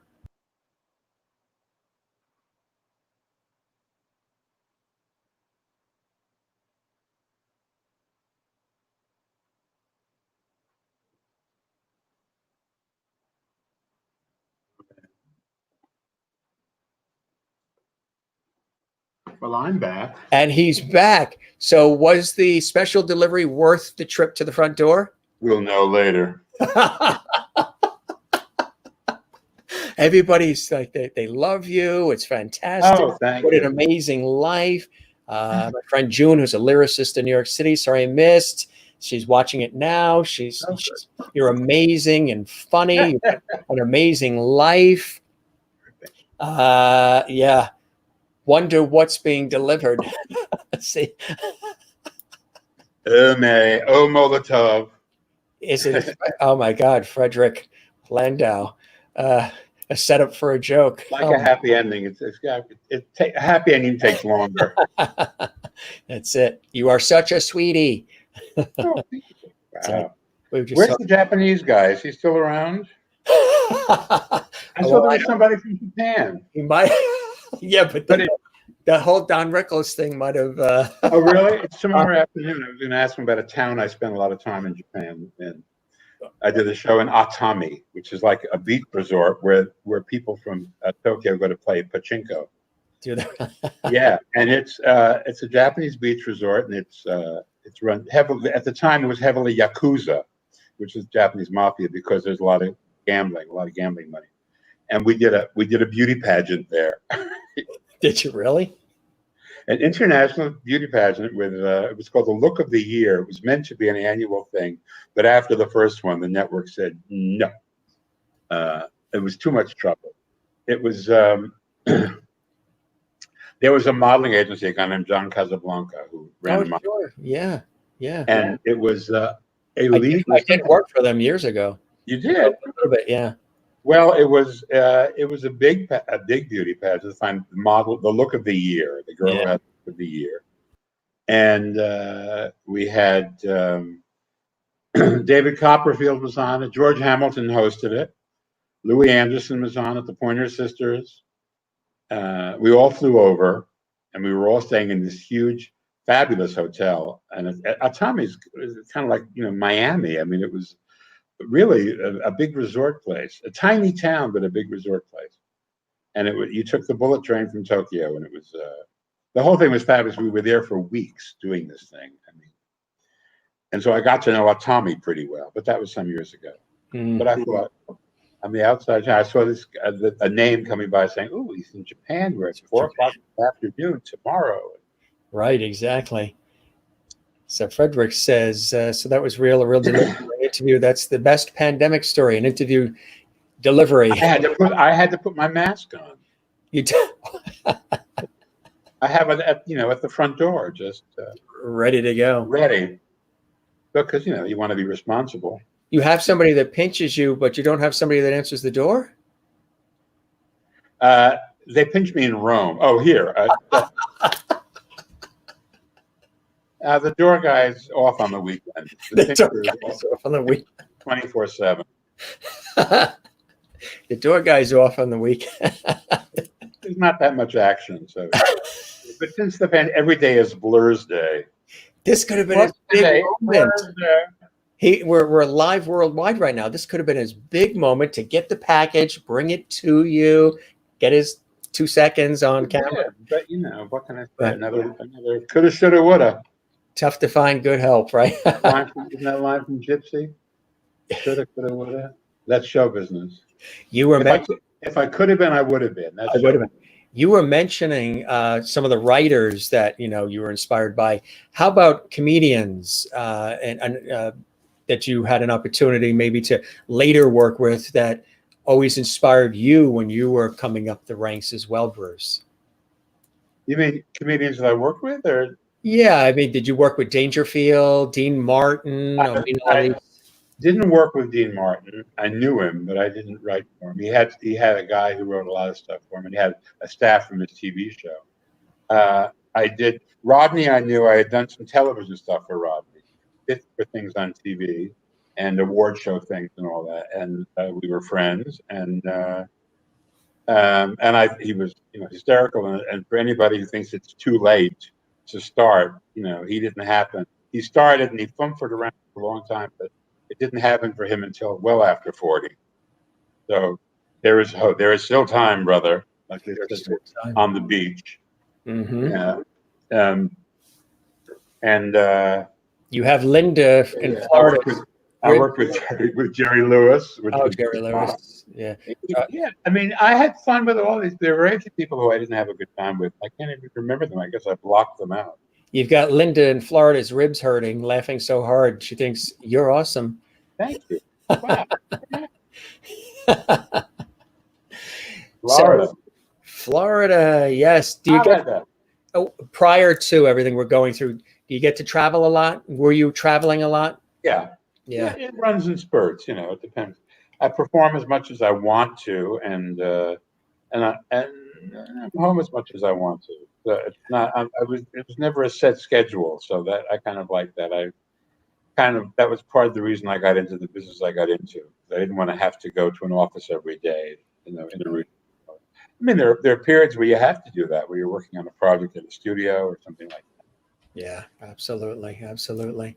Well, this was terrific because I know you've got a Zoom situation, I right? have another Zoom.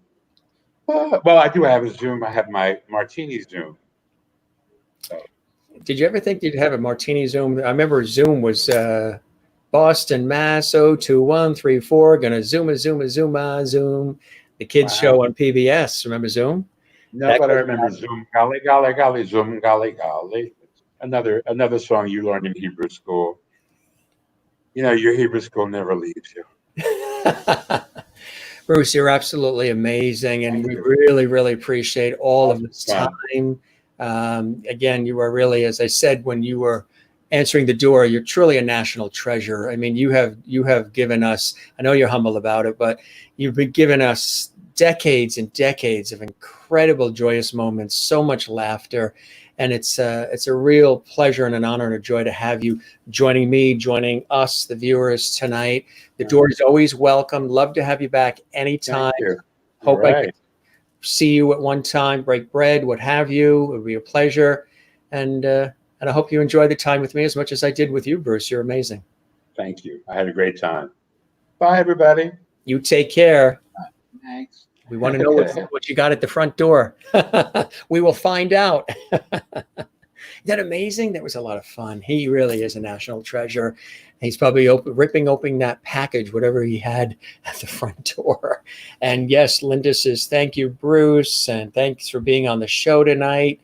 And I love this one too. Renee says, I was laughing so much my earbuds fell out.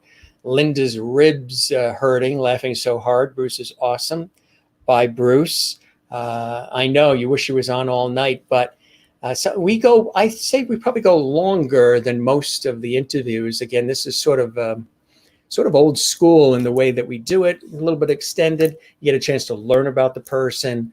I'm not somebody who, I'm somebody who likes to embrace and support the person. It's not like an interview where I want to know, like, tell me the nitty gritty. Did this one like that one? And what about this? And, open up gossip and all that. There's plenty of that out there. And there's plenty of people who do that. I like to really find out about the person and what inspires them to be great, what inspires them to share their greatness with all of us. Being a television host myself, being in the industry, when I talk about, the loss of Regis Philbin, which we're still very sad about, Carl Reiner, when we celebrate people like the hilarity of Bruce Vilanch, it's real deal stuff. These are people who've really made a difference in our lives for decades. And for me, I've always absorbed a lot of the influences of people like Regis and Cavett and Carson and some of the people that Bruce was talking about in terms of from the hosting genre, and have always just enjoyed it. And comedy, I love comedy. My father has always said, Jim, you should have gone into comedy. And in many ways, I think I have, working in the industry that I've been in. Mary Ann says, it was great seeing you again. Hope the world opens up. Good evening, Bruce. A pizza. Yes, maybe it was a pizza. A Domino's pizza. Maybe tell people I've been watching on YouTube. Facebook is much more fun because Facebook is much more fun because you've got us hanging. Why is it more fun? No. He's on the West Coast. He is on the West Coast. He was born in New York, New Jersey, then went to Chicago, went to Ohio State University, then Chicago Tribune, where he was working, then out to LA, and he is in LA, and he's hilarious, isn't he? So this was fun, gang. This was fun. Really enjoyed it. Some hilarity. He's a national treasure because of the interaction.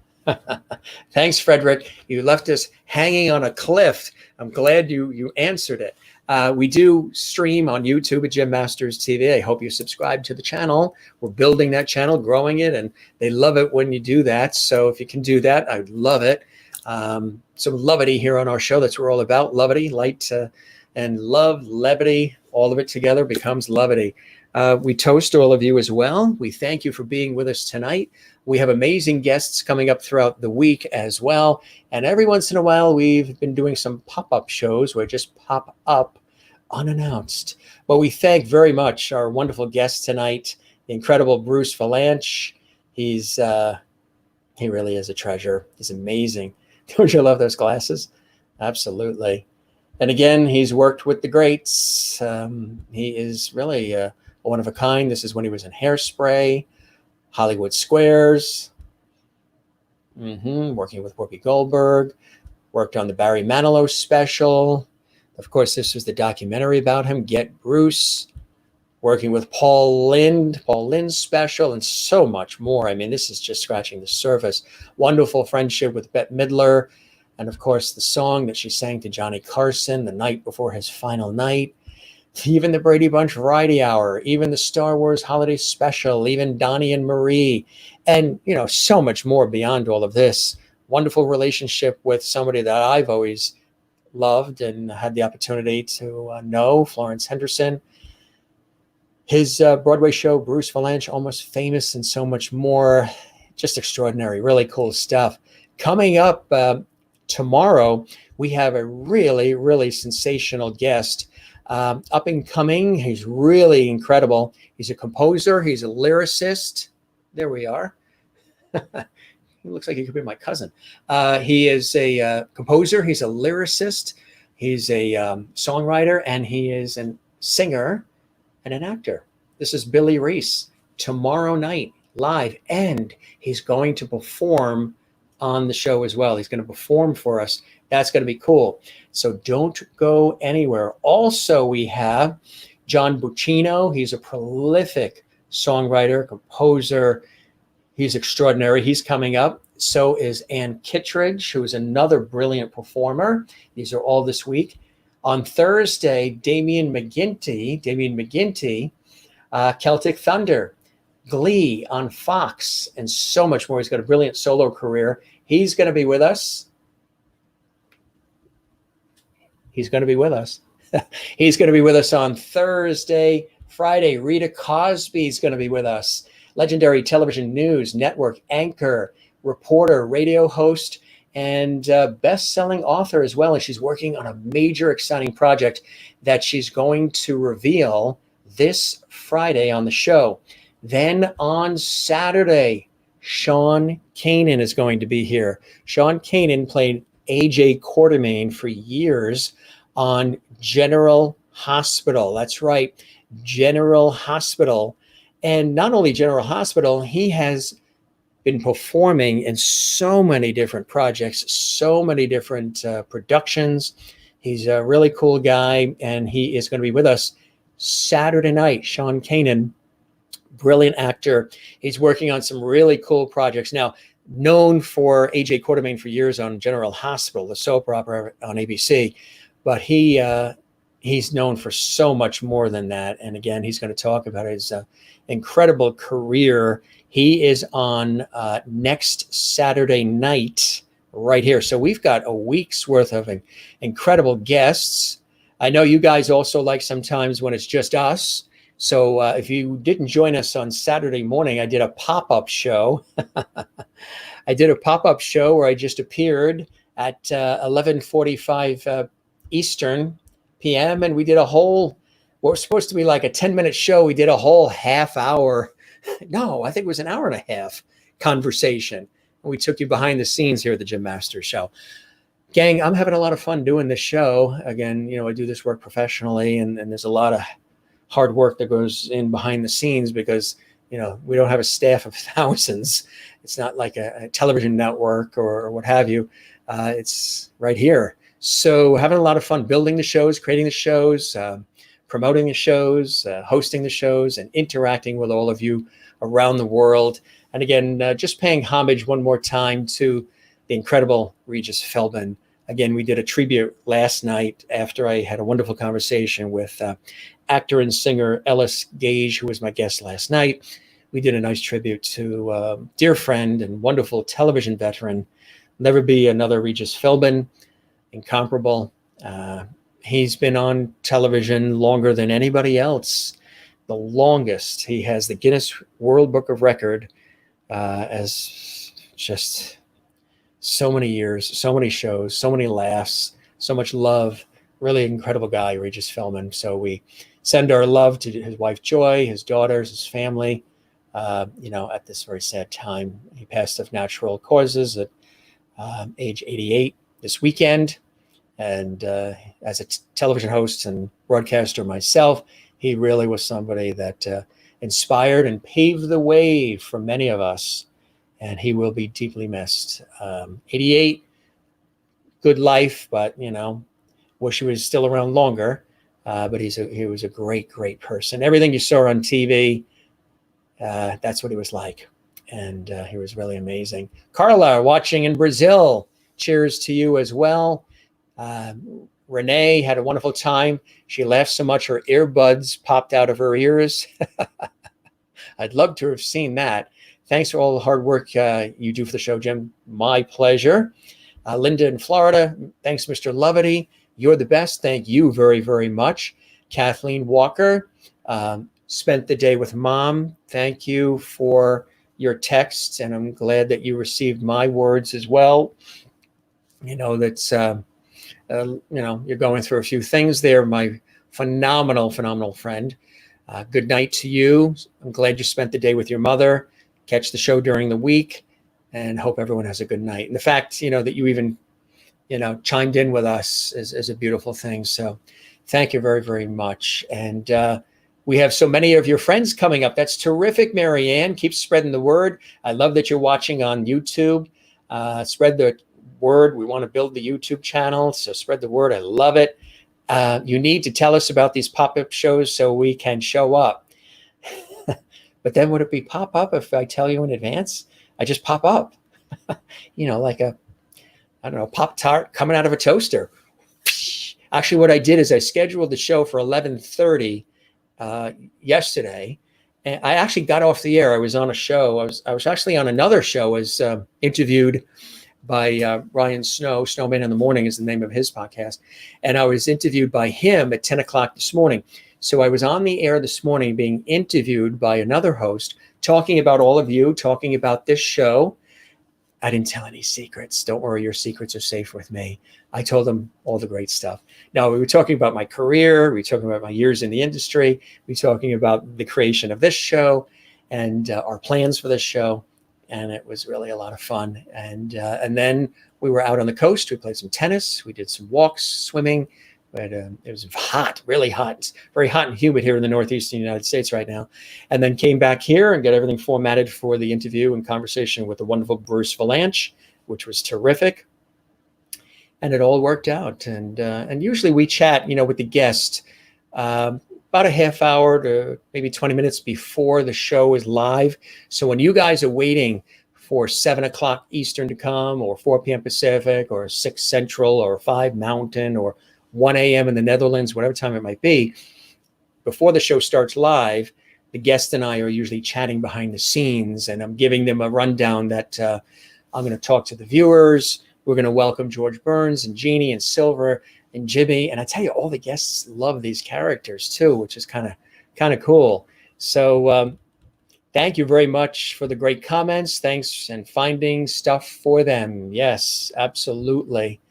Good night, everybody. Thank you for joining us. This is Jim Masters, and we didn't get it in under 2 hours, but we got close. You guys are the best. We appreciate you being with us here on the show. Don't forget to smile. It is Monday. You never know what the week brings. Every day is something crazy. Smile. Try to be happy. I toast you and you and you and you and you. We didn't do that right in the beginning. I wanted to do it at the end, where it's just us. Relax, breathe, love one another, take care of one another, be good to one another. We show this at the end of every broadcast. I'm blocking the R. There we go. Relax. And if you look close, you can actually see those characters. This is from Newport, Rhode Island. And you can see, it looks like from the 1920s, 1930s. We picked this up when we were on a vacation, family vacation, few years back in Newport, Rhode Island at one of the shops.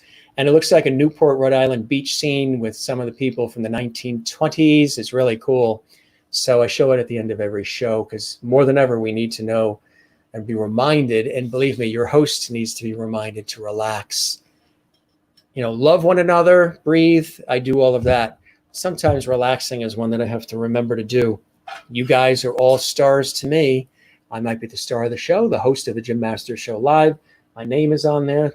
I'm the fifth in the family. However, I think you guys are the stars. You and you and you and you and you.